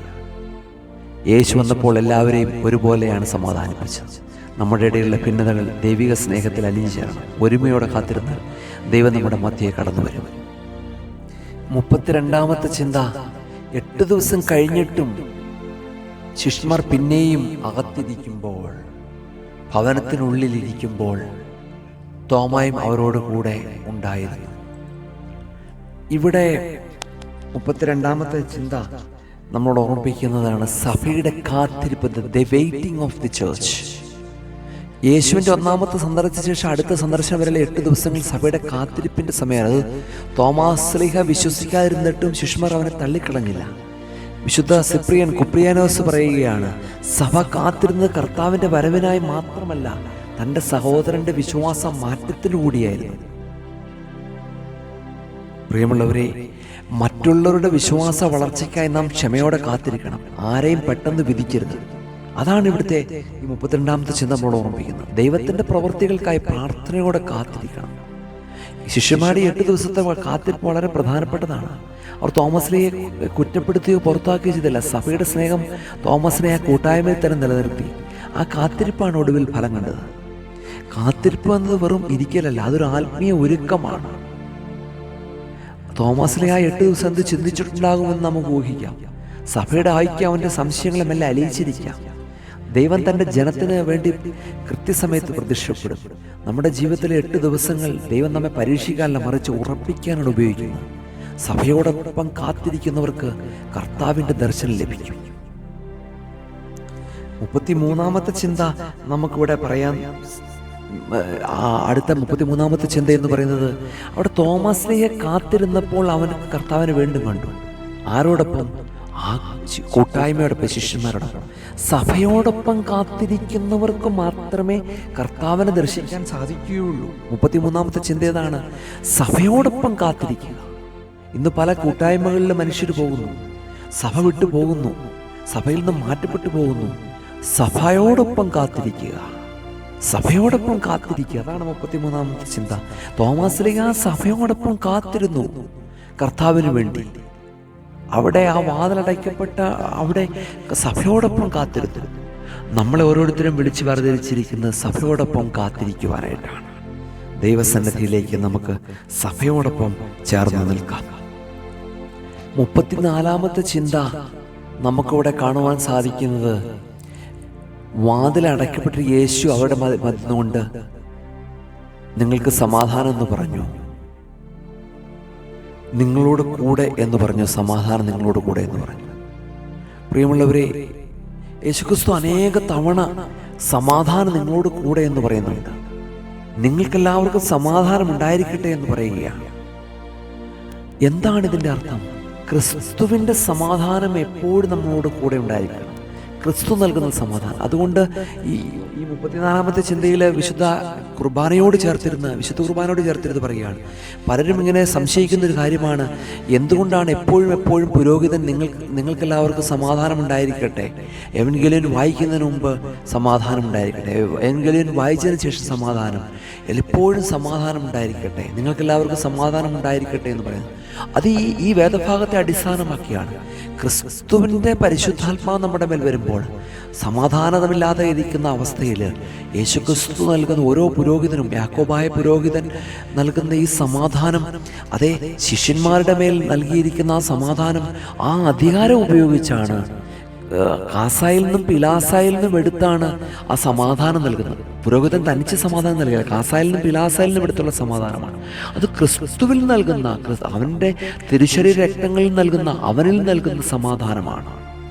ആയതുകൊണ്ട് ആ സമാധാനം അനുഭവിക്കുവാനായിട്ട് നമുക്ക് സാധിക്കേണ്ടിയിരിക്കുന്നു. 35-ാമത്തെ ചിന്ത ഇവിടെ 20-ാം അധ്യായം 27-ാമത്തെ വാക്യം പറയുകയാണ്, പിന്നെ താൻ തോമയോട് നിന്റെ വിരൽ ഇവിടെ കൊണ്ടുവരിക, എൻ്റെ കൈകൾ നീ കാണുക, നിന്റെ കൈ കൊണ്ടുവന്ന് എൻ്റെ വിലാപ്പുറത്ത് നീട്ടുക, നീ അവിശ്വാസിയാകാതെ വിശ്വാസി ആയിരിക്കുക എന്ന് പറഞ്ഞു. ഇവിടെ യേശുക്രിസ്തു തോമാശ്ലീഹയ്ക്കായി വീണ്ടും വരികയാണ്. അവൻ ഒറ്റപ്പെടുത്തുന്നില്ല. യേശുക്രിസ്തു അവൻ മാറി, അവൻ കണ്ടില്ല, ഇനി അവന് വേണ്ടി അവന് പ്രത്യക്ഷപ്പെടേണ്ട, അവൻ അവിശ്വാസിയല്ലേ, അവന് വേണ്ടി വരുന്നില്ല. പക്ഷെ കർത്താവ് അങ്ങനെയല്ല. കർത്താവ് അവൻ്റെ അടുത്തേക്ക് വീണ്ടും വരികയാണ്. Jesus comes again four Thomas. ഈ തോമസിനെ വീണ്ടും വരികയാണ്. അവനെ ഒറ്റപ്പെടുത്തില്ല, അവന് വേണ്ടി പ്രത്യേകം വരികയാണ്. ഒറ്റപ്പെട്ടു പോയൊരു ആത്മാവിനെ തേടി വരുന്ന ഇടയൻ്റെ ചിത്രമാണ് നമ്മുടെ കാണുന്നത്. ഒറ്റയായിട്ട് നിൽക്കുന്നവനെ അണച്ചുപിടിക്കുന്ന ദൈവത്തിൻ്റെ പേരാണ് കർത്താവായ യേശുക്രിസ്തു. യേശുക്രിസ്തു അവൻ്റെ സംശയത്തെ പ്രതി യേശുവിനെ തള്ളിക്കളഞ്ഞില്ല. അവന് വേണ്ടി വീണ്ടും രണ്ടാമതും പ്രതിഷ്ഠാവുകയാണ്. നമ്മുടെ സ്വകാര്യമായ സംശയങ്ങളും ആകുലതകളും കർത്താവ് അറിയുന്നുണ്ടെങ്കിലും അവ പരിഹരിക്കാൻ അവൻ ആഗ്രഹിക്കുന്നുണ്ടെന്നും ഈ വചനം വെളിപ്പെടുത്തുകയാണ്. നീ ഒരു പക്ഷേ ഒറ്റയായിട്ട് നിൽക്കുന്ന വ്യക്തിയായിരിക്കാം, നീ ഒരു പക്ഷേ തകർന്നിരിക്കുന്ന വ്യക്തിയായിരിക്കാം, ആരുമില്ലാത്ത വ്യക്തിയായിരിക്കാം, നിനക്ക് നീ മാത്രമുണ്ടായിരിക്കുകയുള്ള. കർത്താവ് നിനക്ക് വേണ്ടി വരികയാണ്. കർത്താവ് നിന്നെ അണച്ചു പിടിക്കുകയാണ്. കർത്താവിനോട് നമുക്ക് ചേർന്ന് നിൽക്കാം. കർത്താവാണ് നമ്മെ വഴി നടത്തുന്നത്. അവൻ നിന്നെ അണച്ചു പിടിക്കും. നീ തനിച്ചാണെങ്കിലും നീ ഭാരപ്പെടേണ്ട, നിന്റെ കൂടെ കർത്താവുണ്ട്. ഒറ്റയായിട്ട് നിൽക്കുമെന്നവനെ അണച്ചു പിടിക്കുന്ന ദൈവത്തിൻ്റെ പേരാണ് കർത്താവായ യേശുക്രിസ്തു. 36-ാമത്തെ ചിന്ത നമ്മോട് ഓർപ്പിക്കുകയാണ്, കർത്താവ് നിന്റെ വിരൽ എങ്ങോട്ട് കൊണ്ടുവരിക, എൻ്റെ കൈകൾ കാണുക, നിന്റെ കൈ നീട്ടി എൻ്റെ വിലാപ്പുറത്ത് ഇടുക. പ്രിയമുള്ളവർ, യേശുക്രിസ്തു ഇവിടെ തോമാസ് ലീഗയെ ശാസിക്കാത്തൊരു ക്രിസ്തുവിനെ കാണുവാൻ സാധിക്കും. തോമാസ് ലീഗ താൻ അവിശ്വസിച്ചു, നിബന്ധനകൾ മുന്നോട്ട് വെച്ചു, യേശുവിനെ പരിഹസിക്കുകയോ കഠിനമായി ശാസിക്കുകയോ ഒന്നും ചില, മറിച്ച് ഒരു പിതാവ് തൻ്റെ കുഞ്ഞിനെ പരിമിതികളെ മനസ്സിലാക്കുന്ന പോലെ യേശു തോമാസ് ലീഗയുടെ ആത്മീയ ദൗർബല്യത്തെ ഉൾക്കൊള്ളുകയാണ് ചെയ്തത്. തൻ്റെ മുറിവുകൾ തൊടാൻ യേശു തോമാസ് ലീഗയെ അനുവദിക്കുക വഴി അവൻ്റെ സംശയങ്ങൾ ദൂരീകരിക്കാൻ യേശു തയ്യാറായി. ഇത് കാണിക്കും ദൈവം നമ്മുടെ യുക്തിപരമായ ചോദ്യങ്ങളെ ഭയപ്പെടുന്നില്ലെന്ന്, മറിച്ച് നമുക്ക് മനസ്സിലാകുന്ന രീതിയിൽ നമ്മെ തന്നെ വെളിപ്പെടുത്താൻ അവൻ വിനയപ്പെടുന്നു എന്നുള്ളതാണ്. നമ്മുടെ വിശ്വാസക്കുറവിനെ പോലും സ്നേഹത്തോടെ ചികിത്സിക്കുന്ന വൈദ്യൻ്റെ പേരാണ് കർത്താവായ യേശു ക്രിസ്തു. അതുകൊണ്ടാണ് വിശുദ്ധനായ അപ്രയം പറയുന്നത്, സൃഷ്ടാവായവൻ തൻ്റെ സൃഷ്ടിയോട് കാണിച്ച് വിനയം നോക്കുക. ആകാശങ്ങളെ അളക്കുന്നവൻ തോമസിൻ്റെ വിരലുകൾക്ക് അളക്കാൻ പാകത്തിൽ തൻ്റെ മുറിവുകൾ കാണിച്ചു കൊടുത്തു. അവൻ തൻ്റെ ദാസന്റെ സംശയത്തെ ബഹുമാനിച്ചു, കാരണം ആ സംശയത്തിന് പിന്നിൽ സത്യത്തോടുള്ള ദാഹമായിരുന്നു. മുറിവുകളിൽ സ്പർശിച്ച തോമസ് തൊട്ടത് ദൈവത്തിൻ്റെ മഹിമയാണ്. വിശുദ്ധനായ അത്തനാസ്യോസ് പറയുകയാണ് അലക്സാന്ദ്രിയയിലെ, ദൈവം നമ്മെ നമ്മുടെ ദൗർബല്യങ്ങളോടെ സ്നേഹിക്കുന്നു, എന്നാൽ നമ്മെ അതിൽ തന്നെ വിടാൻ അവൻ ആഗ്രഹിക്കുന്നില്ല. ആയതുകൊണ്ട് പ്രിയമുള്ളവരെ, തോമാസ് ലീഗയുടെ അവസ്ഥയിൽ, അവൻ്റെ അതേ അവസ്ഥയിൽ സ്വീകരിച്ച ക്രിസ്തു അവനെ വിശ്വാസിയായിരിക്കാൻ പ്രേരിപ്പിച്ചുകൊണ്ട് ആത്മീയമായി ഉയർത്തുന്നു എന്നുള്ളതാണ്. ആയതുകൊണ്ട് ശാസിക്കാത്ത, നമ്മൾ എത്ര തെറ്റ് ചെയ്താലും നമ്മൾ ക്രിസ്തുവിലേക്ക് അടുത്തു വരുന്നുവെങ്കിൽ നമ്മെ അണച്ചു പിടിക്കുന്നൊരു ദൈവമുണ്ട്. നമ്മുടെ ജീവിതത്തിൽ ആത്മീയ തകർച്ചകളോ സംശയങ്ങളോ ഉണ്ടാകുമ്പോൾ നാം ദൈവത്തോട് തുറന്നു പറയാൻ നാം മടിക്കരുത്. ദൈവം നമ്മുടെ ദൗർബല്യങ്ങളെ മനസ്സിലാക്കുന്നവനാണ്. അവൻ നമ്മെ തള്ളിക്കളയില്ല. നമ്മുടെ വിശ്വാസത്തിൻ്റെ കുറവുണ്ടെങ്കിൽ കർത്താവിനോട് പറയാം, കർത്താവേ, എൻ്റെ വിശ്വാസത്തിൻ്റെ കുറവുണ്ട്, അത് നീ ദൂരീകരിക്കണമേ, അത് ദൂരീകരിക്കണമേ, നിന്റെ മുറിവിനാൽ അത് സൗഖ്യമാക്കണമേ എന്ന് നമുക്ക് പ്രാർത്ഥിക്കുവാൻ സാധിക്കണം. ഇത് 37ാമത്തെ ചിന്ത നമ്മളോട് ഓർമ്മിപ്പിക്കുകയാണ്. കർത്താവ് പറയുകയാണ് അവനോട്, അവിശ്വാസിയാകാതെ വിശ്വാസിയായിരിക്കുക. യേശുക്രിസ്തു നൽകുന്ന ഏറ്റവും വലിയ ഉപദേശമാണ്. വിശ്വാസം എന്നതൊരു തീരുമാനമാണ്. എല്ലാ തെളിവുകളും ലഭിച്ചു കഴിഞ്ഞാൽ നാം വിശ്വസിക്കുന്നത് നമ്മുടെ ഉത്തരവാദിത്വമാണ്. അവിശ്വാസം മനുഷ്യനെ ബന്ധനത്തിലാക്കുമ്പോൾ വിശ്വാസം അവന് ചിറകുകൾ നൽകുകയാണ്. തോമസിലെ പുതിയൊരു ജീവിതത്തിലേക്ക് യേശു ക്ഷണിക്കുകയാണ്, വിശ്വാസിയായി മാറുക. നമ്മൾ ഓരോരുത്തരോടും കർത്താവ് ഓർമ്മിപ്പിക്കുന്നത് ഇപ്രകാരമാണ്, be not faithless but believing. അവിശ്വാസിയാകാതെ വിശ്വാസിയാവുക. ദൈവം നമ്മളെ ഓരോരുത്തരെയും വിളിച്ചു വേർതിരിച്ചിരിക്കുന്നത് അതിനു വേണ്ടിയാണ്. കർത്താവിൻ്റെ സന്നിധിയിൽ വിശ്വാസിയായിരിക്കുക. അവിശ്വാസത്തിൻ്റെ എല്ലാ വഴികളും അടച്ചു കളയുക. വിശുദ്ധനായ അലക്സാന്ദ്രിയയിൽ ക്ലെമ്മീസ് പറയുകയാണ്, വിശ്വാസം എന്നത് കണ്ണുകൾ അടയ്ക്കലല്ല, മറിച്ച് ദൈവത്തിൻ്റെ വെളിച്ചത്തിൽ കണ്ണുകൾ തുറക്കലാണ്. ആയതുകൊണ്ട് കർത്താവിൽ വിശ്വസിക്കുക. നമ്മുടെ ജീവിതത്തിലെ സംശയങ്ങൾ ഉപേക്ഷിക്കാൻ നാം തയ്യാറാകണം. ദൈവത്തിൻ്റെ വാക്കുകളെ, അത്ഭുതങ്ങളെ വിശ്വസിക്കാൻ മനസ്സ് കാണിക്കണം. ഒരു ഉറച്ച വിശ്വാസിയായി ജീവിക്കുന്ന ലോകത്തെ ഏറ്റവും വലിയ സന്തോഷം നൽകുന്ന ഒരു കാര്യമാണ്. 38ാമത്തെ ചിന്ത, വിശുദ്ധ യോഹന്നാന്റെ സുവിശേഷം 20ാം അധ്യായം 28ാമത്തെ വാക്യം, തോമസിലേക്ക് ഉത്തരമായിട്ട് അവനോട് പറയുകയാണ്, എൻ്റെ കർത്താവും എൻ്റെ ദൈവവുമേ എന്ന് പറയുകയാണ്. എൻ്റെ കർത്താവും എൻ്റെ ദൈവവുമേ എന്ന് പറയുകയാണ്. യേശുവിൻ്റെ ഈ വാക്കുകൾ കേട്ട നിമിഷം തോമസിലേയുടെ ഉള്ളിലെ സംശയത്തിൻ്റെ പുകപടലങ്ങൾ നീങ്ങുകയാണ്. അവൻ കേവലം ഒരു ബുദ്ധിപരമായ ഒരു തിരിച്ചറിവ്, മറിച്ച് ആത്മാവിൻ്റെ ആഴത്തിൽ നിന്നുള്ള വെളിപ്പാടാണ്. താൻ അന്വേഷിച്ച സത്യം തൻ്റെ മുമ്പിൽ നിൽക്കുന്ന ബോധ്യം അവനെ തളർത്തിക്കളഞ്ഞു. അതുകൊണ്ടാണ് സുറിയാനിസഭയുടെ പിതാക്കന്മാർ വിശേഷിപ്പിക്കുന്നത്, അവൻ തൻ്റെ വിരലുകൾ കൊണ്ട് മുറിവുകൾ സ്പർശിച്ചു, എന്നാൽ അവൻ്റെ ഹൃദയം കൊണ്ട് അവൻ സ്വർഗത്തെ സ്പർശിച്ചു എന്ന് പറയുന്നു. ദൈവിക സാന്നിധ്യം തിരിച്ചറിയുമ്പോൾ മനുഷ്യൻ തൻ്റെ നിസ്സാരത മനസ്സിലാക്കുന്നു. ആ നിമിഷം തോമസ് ലീഗയുടെ ജീവിതത്തിലെ ഏറ്റവും വലിയ വഴിത്തിരിവായിരുന്നു. വെളിച്ചം വന്നാൽ ഇരുട്ട് താനേ പോവും. ദൈവത്തെ കാണുന്നവൻ പിന്നെ മറ്റൊന്നും കാണാൻ ആഗ്രഹിക്കുന്നില്ല. തോമസ് ലീഗയുടെ ശ്രദ്ധ പൂർണ്ണമായും ക്രിസ്തുവിലായതിനെ സൂചിപ്പിക്കുകയാണ്. സംശയത്തിൽ ഇരുട്ട് മാഞ്ഞ നിമിഷമാണ്. നമ്മൾ ഓരോരുത്തരോടും കർത്താവ് ഓർമ്മിപ്പിക്കുകയാണ്, തിരിച്ചറിവിൻ്റെ നിമിഷങ്ങൾ. കർത്താവിനെ കണ്ട് അനുഭവിച്ച സത്യം, ജീവിതത്തിൽ ദൈവം നടത്തിയ വഴികളിലെല്ലാം ഓർത്ത് ദൈവത്തോട് നന്ദി പറഞ്ഞ ആയിരിക്കണം നമ്മുടെ ജീവിതം. അല്ലാതെ ക്രിസ്തു നൽകിയിരിക്കുന്ന യഥാർത്ഥം അനേകം അത്ഭുതങ്ങൾ നമ്മുടെ ജീവിതത്തിൽ കണ്ടിട്ടും നമ്മൾ ക്രിസ്തുവിൽ അവിശ്വസിക്കാനായിട്ട് ഇടവരരുത്.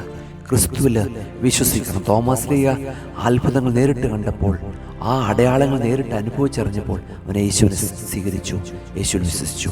അതുപോലെ ആയിരിക്കണം നമ്മൾ ഓരോരുത്തരും. തോമാശ്ലീഹ ഒരു നിമിഷം കൊണ്ട് തൻ്റെ പഴയ യുക്തികളെല്ലാം ഉപേക്ഷിച്ചു കർത്താവിൻ്റെ മുമ്പിൽ അവൻ ശരിക്കും കീഴടങ്ങി. ആ തിരിച്ചറിവാണ് അദ്ദേഹത്തെ കൊണ്ട് അത്ഭുതകരമായ വാക്കുകൾ പറയിപ്പിച്ചത്. നമ്മുടെ ജീവിതത്തിലും ഇത്തരം ദൈവിക നിമിഷങ്ങൾക്കായി നമ്മൾ കാത്തിരിക്കണം. ദൈവം നൽകിയിരിക്കുന്ന എല്ലാ കൃപകൾക്കും കരുണകളും അനുഗ്രഹങ്ങൾക്കും അടയാളങ്ങൾക്കും അത്ഭുതങ്ങൾക്കും നന്ദിയുള്ളവരായിരിക്കണം. 38ാമത്തെ ചിന്ത വിശുദ്ധ യോഹന്നാന്റെ സുവിശേഷം 20-ാം അധ്യായം 26ാമത്തെ വാക്യത്തിൽ യേശുക്രിസ്തു സമാധാനം പറയുന്നത് 3ാമത്തെ തവണയാണ് യേശുക്രിസ്തു സമാധാനം പറയുന്നത്. ഇതൊരു തൃത്വത്തിൻ്റെ മുദ്ര കൂടിയാണെന്ന് സഭാപിതാക്കന്മാർ വിശേഷിപ്പിക്കപ്പെടുന്നു. ഇതൊരു തൃത്വത്തിൻ്റെ മുദ്ര കൂടിയാണ്. ഒന്ന്, പിതാവാം ദൈവം മനുഷ്യനും ദൈവവും തമ്മിലുള്ള അനുരഞ്ജനത്തിൻ്റെ സമാധാനം. 2, പുത്രനാം ദൈവം കുരിശിലെ ബലിയിലൂടെ നേടിയെടുത്ത വീണ്ടെടുപ്പിൻ്റെ സമാധാനം. 3, പരിശുദ്ധാത്മാവായ ദൈവം സഭയിലെ വിശ്വാസികളിൽ നിരന്തരം വസിക്കുന്ന ആശ്വാസത്തിൻ്റെ സമാധാനം. തോമാശ്ലീഹ ഉൾപ്പെടെയുള്ള ശിശു സമൂഹത്തിന് ഈ സമാധാനം ലഭിച്ചതോടെ അവരുടെ ഭയവും സംശയവും പൂർണ്ണമായി നീക്കപ്പെട്ടു. നാൻസിയാൻസിലെ വിശുദ്ധ ഗ്രിഗോറിയോസ് പറയുന്ന ഇപ്രകാരമാണ്: ക്രിസ്തു നൽകുന്ന ഈ 3 സമാധാനം തൃത്വിക ദൈവത്തിൻ്റെ സ്നേഹമാണ്. പിതാവിൽ നിന്ന് ഉത്ഭവിച്ച് പുത്രനാൽ പകരപ്പെട്ട് പരിശുദ്ധാത്മാവിനാൽ നമ്മിൽ മുദ്രയിട്ടപ്പെട്ട സമാധാനമാണ്. ഈ സമാധാനം ലഭിക്കുന്ന ഒരു തത്വത്തിൻ്റെ ആലയമായി മാറുമെന്ന് പറയുന്നു. അതുകൊണ്ടാണ് വിശുദ്ധനായ അത്താനാസ്യൂസ് പറയുന്നത്, തൃത്വം ഏക സ്വഭാവവും ഏക സമാധാനവുമാണ്. യേശുവിടെ 3ാം തവണ സമാധാനം പറയുന്നത് പ്രത്യേകിച്ചും തോമാശ്ലീഹയെ ലക്ഷ്യം വെച്ചാണ്.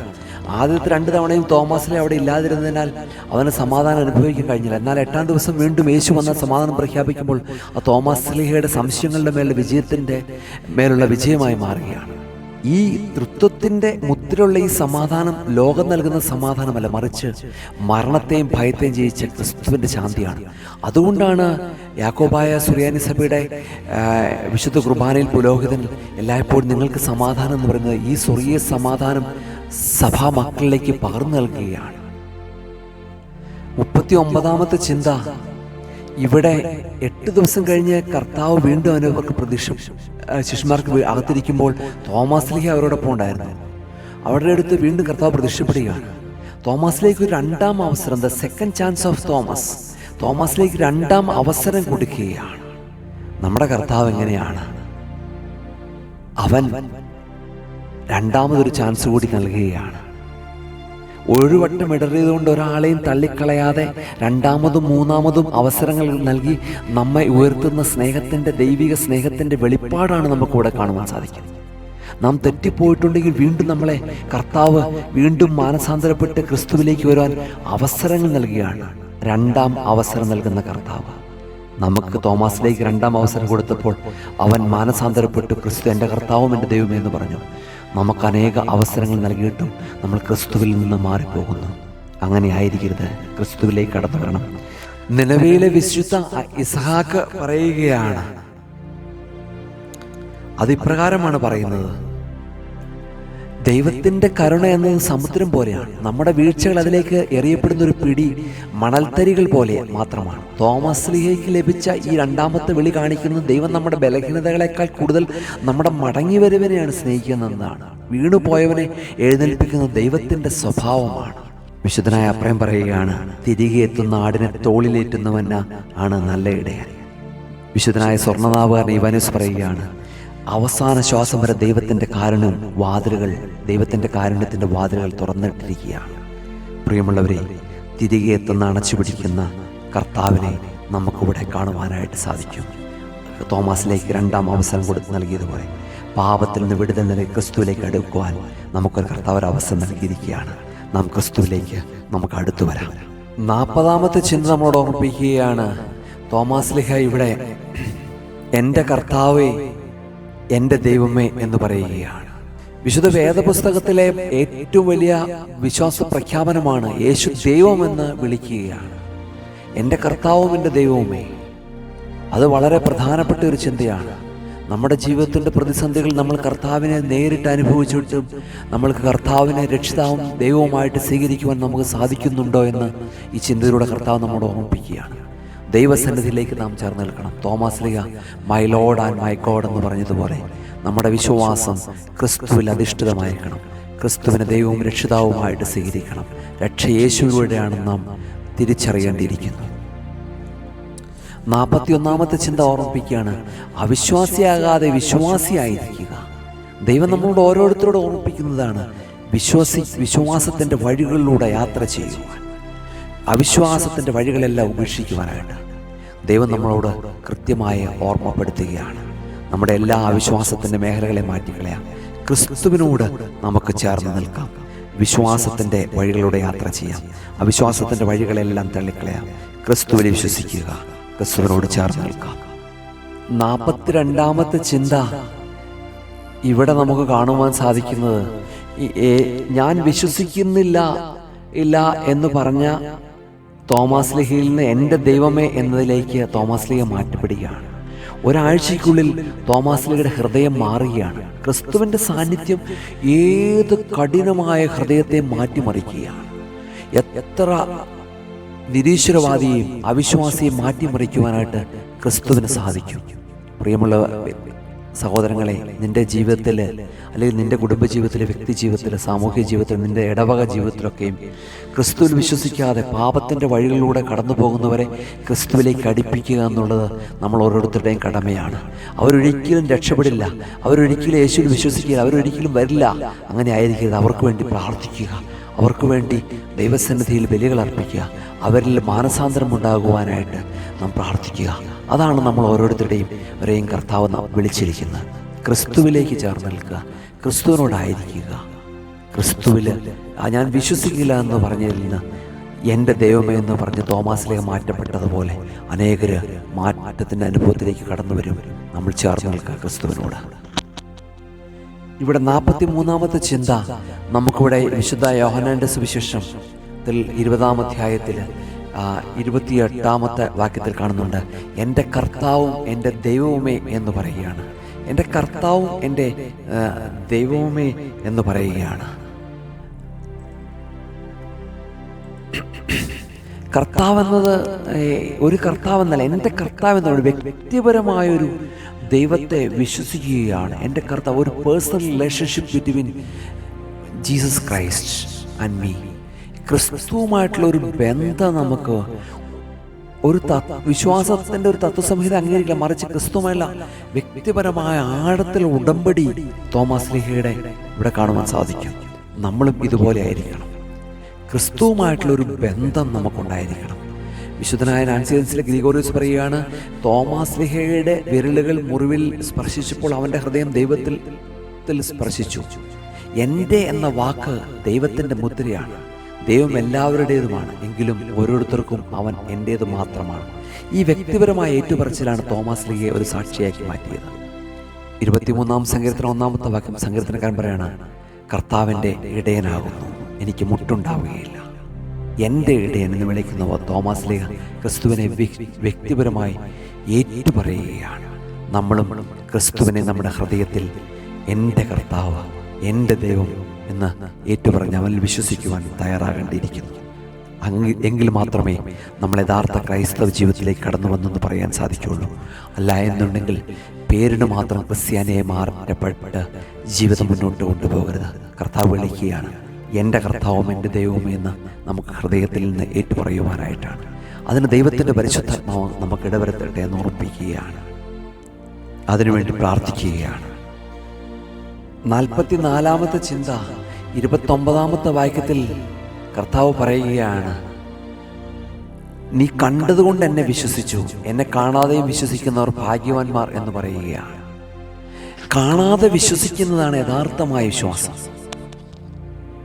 തോമാസ് ലീഹയ്ക്ക് ലഭിച്ച ദർശനത്തിന് ശേഷം യേശു നൽകുന്ന ഈ മറുപടി വരുവാനിരിക്കുന്ന എല്ലാ തലമുറകൾക്കും വേണ്ടിയാണ്.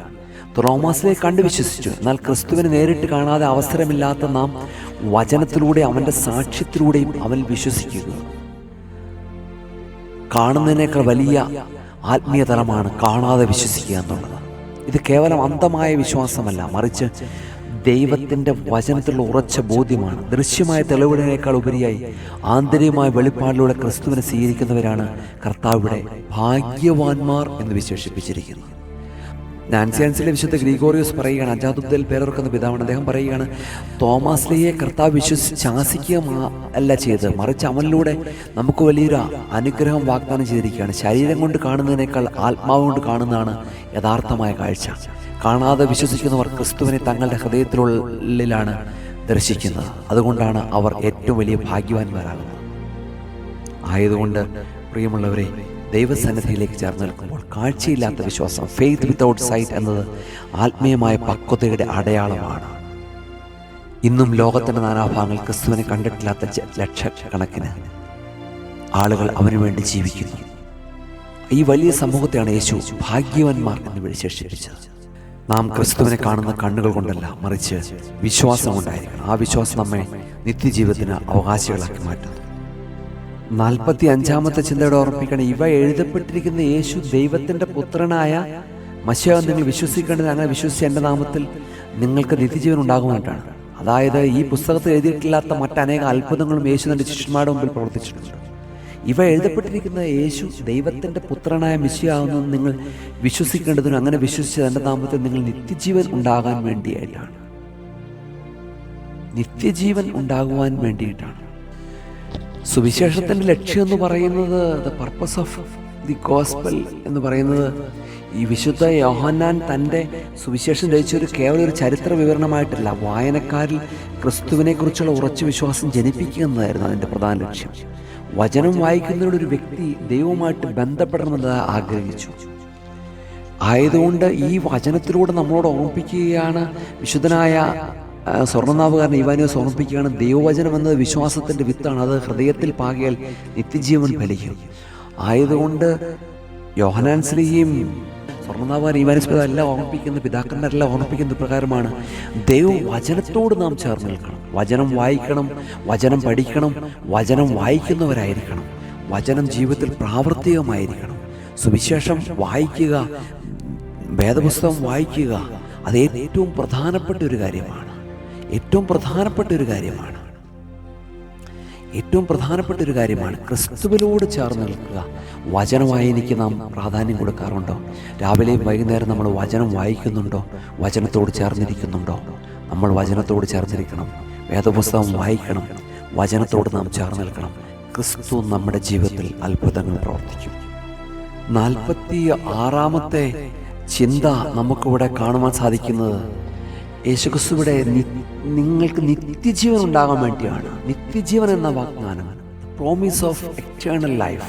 കർത്താവ് നമുക്കൊരു നിത്യജീവൻ, ഈ ജീവിതമല്ല, ക്രിസ്തുവിനോടൊപ്പമുള്ള ഈ ജീവിതമല്ല, മറിച്ചൊരു വേറൊരു ജീവിതമുണ്ട്.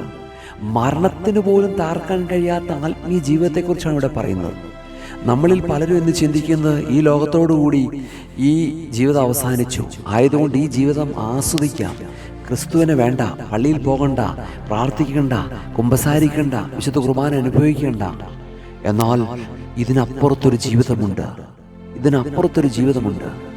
യേശുക്രിസ്തുവിൻ്റെ നാമത്തിൽ വിശ്വസിക്കുന്നവർക്ക്, അവൻ്റെ പ്രവർത്തികൾ അനുസരിക്കുന്നവർക്ക്, അവനിലൂടെ ജീവിക്കുന്നവർക്ക് ദൈവത്തോടൊപ്പം നിത്യത ചെലവഴിക്കാനുള്ള വലിയൊരു അവകാശത്തെക്കുറിച്ച് വിശുദ്ധ യോഹന്നാൻ ശ്ലീഹ ഓർമ്മിപ്പിക്കുകയാണ്. വിശുദ്ധനായ അഗ്നിമയൻ ഇഗ്നാത്യോസ് പറയുകയാണ്, അന്ത്യോക്യയിലെ വിശുദ്ധ ഇഗ്നാത്യോസ് പറയുകയാണ്, ദൈവത്തെ അറിയുന്നതാണ് നിത്യജീവൻ, അവനോടുള്ള ഐക്യമാണ് അമർത്യത.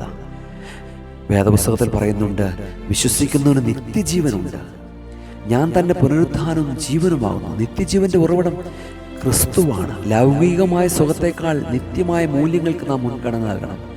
മരണത്തെ ഭയപ്പെടാതെ ക്രിസ്തുവിൽ പ്രത്യാശ വയ്ക്കുക. നിത്യജീവനായുള്ള ഒരുക്കമായ ജീവിതത്തെ കാണുക. അതിനുവേണ്ടി നാം ഒരുക്കപ്പെടുക. 47-ാമത്തെ ചിന്ത, തൻ്റെ നാമത്തിൽ നിങ്ങൾക്ക് നിത്യജീവൻ ഉണ്ടാകാൻ വേണ്ടിയാണ്. അങ്ങനെ വിശ്വസിച്ച് തൻ്റെ നാമത്തിൽ അവൻ്റെ നാമത്തിൽ നിങ്ങൾക്ക് നിത്യജീവൻ ഉണ്ടാകാൻ വേണ്ടിയായിട്ടാണ്.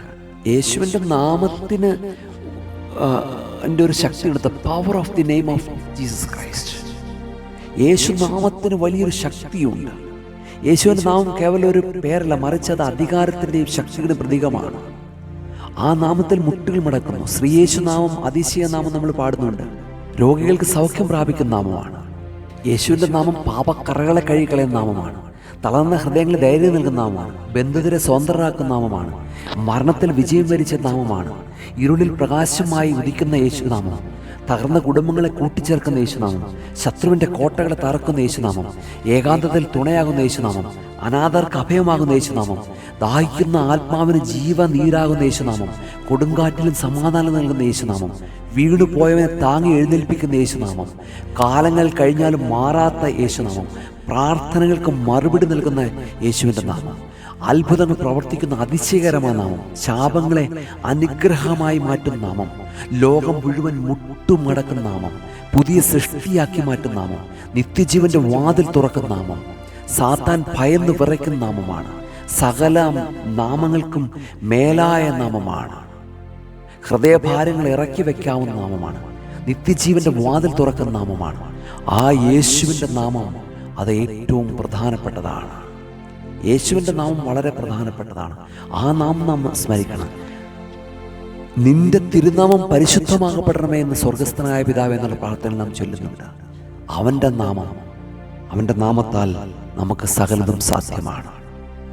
48ാമത്തെ ചിന്ത ഇവിടെ പറയുകയാണ്, ഇവ എഴുതപ്പെട്ടിരിക്കുന്ന യേശുവിൻ്റെ നാമത്തിൽ പുത്രനായ മിശിഹായെന്ന് നിങ്ങൾ വിശ്വസിക്കേണ്ടതിനും അങ്ങനെ വിശ്വസിച്ച് തൻ്റെ നാമത്തിൽ നിങ്ങൾക്ക് നിത്യജീവൻ ഉണ്ടാകേണ്ടതിനുമാണ്. നിങ്ങൾ വിശ്വസിക്കേണ്ടതിനും. ഇവിടെ വിശ്വാസം തിരഞ്ഞെടുപ്പായിട്ടാണ്. ഫെയ്ത്ത് ആസ് എ ചോയ്സ് ആണ്. നിങ്ങൾ വിശ്വസിക്കേണ്ടത്. അത് സുറിയാനി സഭയുടെ ഏറ്റവും വലിയ ദൈവശാസ്ത്രങ്ങളിൽ പ്രധാനപ്പെട്ടതാണ്. വിശ്വാസം എന്നത് ദൈവത്തിൻ്റെ എന്നുള്ള ദാനമാണെങ്കിൽ അത് സ്വീകരിക്കുന്നത് മനുഷ്യൻ്റെ സ്വതന്ത്രമായ തീരുമാനമാണ്. വചനത്തിലൂടെ ദൈവം തൻ്റെ സത്യങ്ങൾ വെളിപ്പെടുത്തുന്നു. എന്നാൽ അത് വിശ്വസിക്കണോ വേണ്ടതെന്ന് നമ്മുടെ തിരഞ്ഞെടുപ്പാണ്. തോമസ് ലീഗയുടെ യുക്തിയിൽ തളച്ചിടപ്പെടണോ അത് ക്രിസ്തുവിനെ ദൈവമായിട്ട് പറയണോ നാം തീരുമാനിക്കണം. ഈ തിരഞ്ഞെടുപ്പാണ് നമ്മുടെ നിത്യതയെ നിർണ്ണയിക്കുന്നത്. വിശ്വസിക്കാൻ ആഗ്രഹിക്കുന്നവന് ദൈവം അത് അവന് ആവശ്യത്തിന് വെളിച്ചം നൽകുന്നു. എന്നാൽ വിശ്വസിക്കാൻ വിസമ്മതിക്കുന്നവൻ അവന് ഒരിക്കലും നിർബന്ധം ചെലുത്തുന്നില്ല. പ്രിയമുള്ളവരെ, വിശ്വാസം എന്ന വിത്ത് വിതയ്ക്കുന്നവൻ നിത്യജീവനെ കൊയ്യുന്നു. ഹൃദയത്തിൻ്റെ വാതിൽ ദൈവം മുട്ടി വിളിക്കുകയാണ്. വാതിൽ തുറന്നു കൊടുക്കുക എന്നുള്ളത് നമ്മുടെ ഭാഗമാണ്. പ്രിയം ആയതുകൊണ്ട് ദൈവസന്നിധിയിലേക്ക് നാം ചേർന്ന് നിൽക്കുമ്പോൾ വിശ്വസിക്കുക എന്നത് ആത്മീയ തീരുമാനമാണ്. തെളിവുകൾ കണ്ട് ബോധ്യപ്പെടുന്നതിനേക്കുപരി ദൈവത്തിൻ്റെ വാഗ്ദാനത്തിൽ ആശ്രയിക്കാൻ തയ്യാറാകണം. ഈ തെരഞ്ഞെടുപ്പ് നമ്മുടെ ജീവിതത്തിന് വലിയൊരു അർത്ഥം നൽകുകയാണ്. നമ്മുടെ വിശ്വാസം കേവലം ഒരു പാരമ്പര്യമല്ല, മറിച്ച് ഇതൊരു ബോധപൂർവമായ സമർപ്പണമാണ്. യേശു മിശിഹായാണെന്ന് വിശ്വസിക്കാൻ നാം തിരഞ്ഞെടുക്കുന്നവർ ഭാഗ്യവാന്മാരാണ്. ഈ ലോകത്തിൻ്റെ ബഹളങ്ങൾക്കിടയിൽ സത്യത്തെ തിരഞ്ഞെടുക്കാൻ ദൈവം നമ്മെ സഹായിക്കട്ടെ എന്ന് ഓർമ്മിപ്പിക്കുകയാണ്. 49ാമത്തെ ചിന്ത, യേശു തൻ്റെ ശിഷ്യന്മാരുടെ മുമ്പിൽ വെച്ച് അനേക അത്ഭുതങ്ങൾ, ഈ പുസ്തകത്തിൽ എഴുതപ്പെടാത്ത അനേക അത്ഭുതങ്ങൾ പ്രവർത്തിച്ചിട്ടുണ്ട് എന്ന് പറയുകയാണ്. സാക്ഷ്യത്തിൻ്റെ വിശ്വാസ്യത, റിലയബിലിറ്റി ഓഫ് വിറ്റ്നസ്. 49ാമത്തെ ചിന്ത, യേശുവിൻ്റെ അത്ഭുതങ്ങൾ രഹസ്യമായിട്ടില്ല, മറിച്ച് സാക്ഷികളുടെ മുമ്പിലാണ് നടന്നത്. ശിഷ്യന്മാരുടെ സാക്ഷി സത്യസന്ധവും വിശ്വസനീയവുമാണ്. ആയതുകൊണ്ട് തൻ്റെ ശിഷ്യന്മാരുടെ മുമ്പിൽ വെച്ച് പ്രവർത്തിച്ചിട്ടുണ്ട് എന്ന് പറയുമ്പോൾ നമ്മൾ മനസ്സിലാക്കേണ്ടത് ഈ സാക്ഷ്യത്തിൻ്റെ അടിസ്ഥാനത്തിലാണ് സഭ ഇന്ന് നിലനിൽക്കുന്നത്. അതുകൊണ്ടാണ് തെർത്തുല്യൻ പറയുന്നത്, ആദിമ സഭാപിതാവ് തെർത്തുല്യൻ പറയുന്നത്, ശിഷ്യന്മാരുടെ രക്തം വിശ്വാസത്തിൻ്റെ വിത്തായി മാറി. കാരണം അവർ സാക്ഷ്യം വഹിച്ചത് നേരിട്ട് കണ്ട സത്യത്തിനായിട്ടാണ്. സത്യം ഒരിക്കലും ഒളിച്ചു വെക്കാൻ കഴിയുകയില്ല. ജനക്കൂട്ടം പലപ്പോഴും ഭൗതികമായ ലാഭങ്ങൾക്കായി അല്ലെങ്കിൽ ഭൗതികമായ കാര്യങ്ങൾക്കായിട്ട് അപ്പം ഭക്ഷിക്കുവാനും രോഗസൗഖ്യത്തിന് യേശുപ്പെടുന്നപ്പോൾ ശിഷ്യന്മാർ അടയാളങ്ങളിലൂടെ ക്രിസ്തുവിൻ്റെ സത്യമാണ് തിരിച്ചറിഞ്ഞത്. വിശ്വാസികൾക്ക് മാത്രമേ ദൈവത്തിൻ്റെ അടയാളങ്ങളെ ശരിയായ അർത്ഥത്തിൽ വ്യാഖ്യാനിക്കാനും സ്വീകരിക്കാനും കഴിയുകയുള്ളൂ. എന്നതിലൂടെയാണ് ഈ വചനം നമ്മളെ പഠിപ്പിക്കുന്നത്. അതുകൊണ്ടാണ് സ്വർണ്ണനാവുകാരൻ ഇവാനിയോസ് പറയുന്നത്, സൂര്യപ്രകാശം കാഴ്ചയുള്ളവർക്ക് വേണ്ടിയുള്ളതുപോലെ ക്രിസ്തുവിൻ്റെ അടയാളങ്ങൾ വിശ്വാസമുള്ളവർക്ക് വേണ്ടിയുള്ളതാണ്. അവിശ്വാസികൾ അത്ഭുതങ്ങൾ കണ്ടാലും അത് അദൃശ്യമായ ഒന്നായി തള്ളിക്കളയും. എന്നാൽ ശിഷ്യന്മാർക്ക് ഓരോ അടയാളവും നിത്യജീവന്റെ വാതിലുകളാണ്. അതുകൊണ്ടാണ് കർത്താവ് തൻ്റെ മഹത്വത്തിൻ്റെ രഹസ്യങ്ങൾ അവർക്കായി മാത്രം മാറ്റിവെച്ചത്. പ്രിയമുള്ളവരെ, ഈ വചനത്തിലൂടെ വിശുദ്ധ യോഹന്നാൻ ശ്ലീഹ വലിയൊരു സത്യം നമ്മൾ വെളിപ്പെടുത്തുകയാണ്. യേശു ചെയ്ത എല്ലാ കാര്യങ്ങളും എഴുതപ്പെട്ടിട്ടില്ല, എന്നാൽ എഴുതപ്പെട്ട വില ശിഷ്യന്മാർക്ക് ലഭിച്ച ആഴമായ ബോധ്യങ്ങളുടെ അടയാളങ്ങളുടെ സാക്ഷ്യമാണ്. ശിഷ്യന്മാർക്ക് മുമ്പാകെ യേശു സ്വയം വെളിപ്പെടുത്തിയത് അവരെ സഭയുടെ തൂണുകളായി പണിയാനായിരുന്നു. ജനക്കൂട്ടത്തിന് നൽകുന്നതിനേക്കാൾ വലിയൊരു ആത്മീയ പരിശീലനം തൻ്റെ ശിഷ്യന്മാർക്ക് നൽകാൻ യേശു ആഗ്രഹിച്ചു. അതുകൊണ്ട് തന്നെ വിശ്വാസികൾക്ക് മാത്രമേ യേശുവിൻ്റെ പ്രവൃത്തികളുടെ ആത്മീയ അർത്ഥം ഗ്രഹിക്കാൻ കഴിയുള്ളൂ. ശിഷ്യന്മാരെ പോലെ നമുക്കും ദൈവിക അടയാളങ്ങളുടെ വിശ്വസ്തരായ സാക്ഷികളായി മാറുവാൻ നമുക്ക് സാധിക്കേണ്ടിയിരിക്കുന്നു. 50ാമത്തെ ചിന്ത ഓർമ്മിപ്പിക്കുകയാണ്, ഇവിടെ യോഹന്നാൻസിലെ ഓർമ്മിക്കണം, നിങ്ങൾ തൻ്റെ നാമത്തിൽ നിങ്ങൾക്ക് നിത്യജീവൻ ഉണ്ടാകുവാനായിട്ടാണ്. രൂപാന്തരപ്പെടുത്തുന്ന ജീവിതം, ട്രാൻസ്ഫോംഡ് ലൈഫ്. വിശ്വാസം എന്നതൊരു ആശയമല്ല, അത് ജീവിതത്തെ രൂപാന്തരപ്പെടുത്തുന്ന ഒരു ശക്തിയാണ്. നിത്യജീവനിലേക്കാണ്. നിത്യജീവൻ എന്ന് മരണശേഷം ലഭിക്കുന്ന ഒരു സമ്മാനം മാത്രമല്ല, അത് ഭൂമിയിൽ വെച്ച് തന്നെ തുടങ്ങുന്ന ഒരു നവീകരണമാണ്. പാപത്തിൻ്റെ അവസ്ഥയിൽ നിന്ന് കൃപയുടെ അവസ്ഥയിലേക്കുള്ള മാറ്റമാണ്. ക്രിസ്തുവിലുള്ള വിശ്വാസം നമ്മുടെ ചിന്തകളെയും പ്രവൃത്തികളെയും വിശുദ്ധീകരിക്കുകയാണ്. നമ്മുടെ വിശ്വാസം പ്രവൃത്തികളിലൂടെ പ്രകടിപ്പിക്കുകയില്ല. ക്രിസ്തുവിലുള്ള മാറ്റം മറ്റുള്ളവർക്ക് നന്മയെ ഭവിക്കണം. പുതിയൊരു മനുഷ്യനായി ജീവിക്കാൻ അനുദിനം പരിശ്രമിക്കണം. നമ്മളൊരു ക്രിസ്തുവിനെ കണ്ടെത്തി കഴിഞ്ഞപ്പോൾ പഴയ അനുഭവത്തിൽ നിന്ന് മാറണം, പുതിയ ജീവിതത്തിലേക്ക് കടന്നു. വിശ്വാസം ജീവിതത്തിൻ്റെ ഗതിയെ മാറ്റുകയാണ്. അത് നമ്മെ കൂടുതൽ സ്നേഹമുള്ളവരും കരുണയുള്ളവരാക്കി മാറ്റുന്നു. യേശുവിൻ്റെ നാമം നമ്മുടെ ജീവിതത്തിൽ അത്ഭുതങ്ങൾ പ്രവർത്തിക്കുന്നതോടൊപ്പം തന്നെ രൂപാന്തരപ്പെട്ട ജീവിതമാണ് ക്രിസ്തുവിന് നൽകാവുന്ന ഏറ്റവും വലിയ സാക്ഷി എന്ന് പറയുന്നത്. 51-ാമത്തെ ചിന്ത, അവസാനത്തെ ചിന്ത പറഞ്ഞ് ഞാൻ അവസാനിപ്പിക്കട്ടെ. ഇവിടെ യോഹന്നാൻ ശ്ലീഹ ഓർമ്മിപ്പിക്കുകയാണ്, ഇവ എഴുതപ്പെട്ടിരിക്കുന്നത് യേശു ദൈവത്തിൻ്റെ പുത്രനായ മിശിഹായെന്ന് നിങ്ങൾ വിശ്വസിക്കേണ്ടതിനും എഴുതപ്പെട്ടിരിക്കുന്നതെന്ന് പറയുകയാണ്. നമുക്ക് എഴുതപ്പെട്ട വിശ്വസിക്കുന്നതോടെ നമ്മുടെ ആത്മീയ അന്വേഷണത്തിന് വ്യക്തമായ സാക്ഷി നൽകുകയാണ്. 51-ാമത്തെ ചിന്ത അതാണ്, വചനത്തിൻ്റെ പൂർണ്ണത, ഫുൾനെസ് ഓഫ് ദ വേർഡ്. വിശുദ്ധ ജെറോം പറയുകയാണ്, ദൈവവചനം അറിയില്ലെങ്കിൽ അത് ദൈവത്തെ അറിയില്ല എന്നതിന് തുല്യമാണ്. വിശുദ്ധ ഗ്രന്ഥം ആദരവോടും പ്രാർത്ഥനയോടും വായിക്കുക. വചനത്തിലെ സത്യങ്ങൾ ജീവിതത്തിൽ പകർത്താൻ ശ്രമിക്കുക. വചനമാണ് നമ്മുടെ യഥാർത്ഥ സമ്പത്ത്. ഈ പുസ്തകം അവസാനിക്കുന്നത് പുതിയൊരു തുടക്കത്തിലേക്കാണ്. വചനം വായിച്ചു കഴിഞ്ഞാൽ നാം അതനുസരിച്ച് ജീവിക്കാൻ തുടങ്ങണം. അപ്പോഴാണ് സുവിശേഷം നമ്മുടെ ജീവിതത്തിൽ പൂർണ്ണമാകുന്നത്. വിശുദ്ധ യോഹന്നാൻ ശ്ലീഹ സുവിശേഷം വിശ്വാസത്തിൻ്റെ വലിയൊരു പ്രഖ്യാപനമാണ്. യേശു ദൈവപുത്രനാണെന്നും അവനിലാണ് ജീവനും നാം അടിവരയിടുന്നു. ഈ വചനത്തെ മുറുകെ പിടിച്ചുകൊണ്ട് പ്രത്യാശയോടെ മുന്നേറാം. വിശ്വാസം വഴി നമുക്ക് ലഭിക്കുന്ന നിത്യജീവൻ നമ്മുടെ വലിയ അനുഗ്രഹമായി മാറട്ടെ എന്ന് പ്രാർത്ഥിച്ചുകൊണ്ട് നിർത്തുന്നു. ആയതിനാൽ ഈ ചിന്തകൾ നമുക്ക് ഉപകരിക്കട്ടെ എന്ന് ഓർമ്മിച്ചുകൊണ്ട് നിർത്തട്ടെ. ദൈവത്തിൻ്റെ നാമം മാത്രം മഹത്വപ്പെടട്ടെ. ആമേൻ.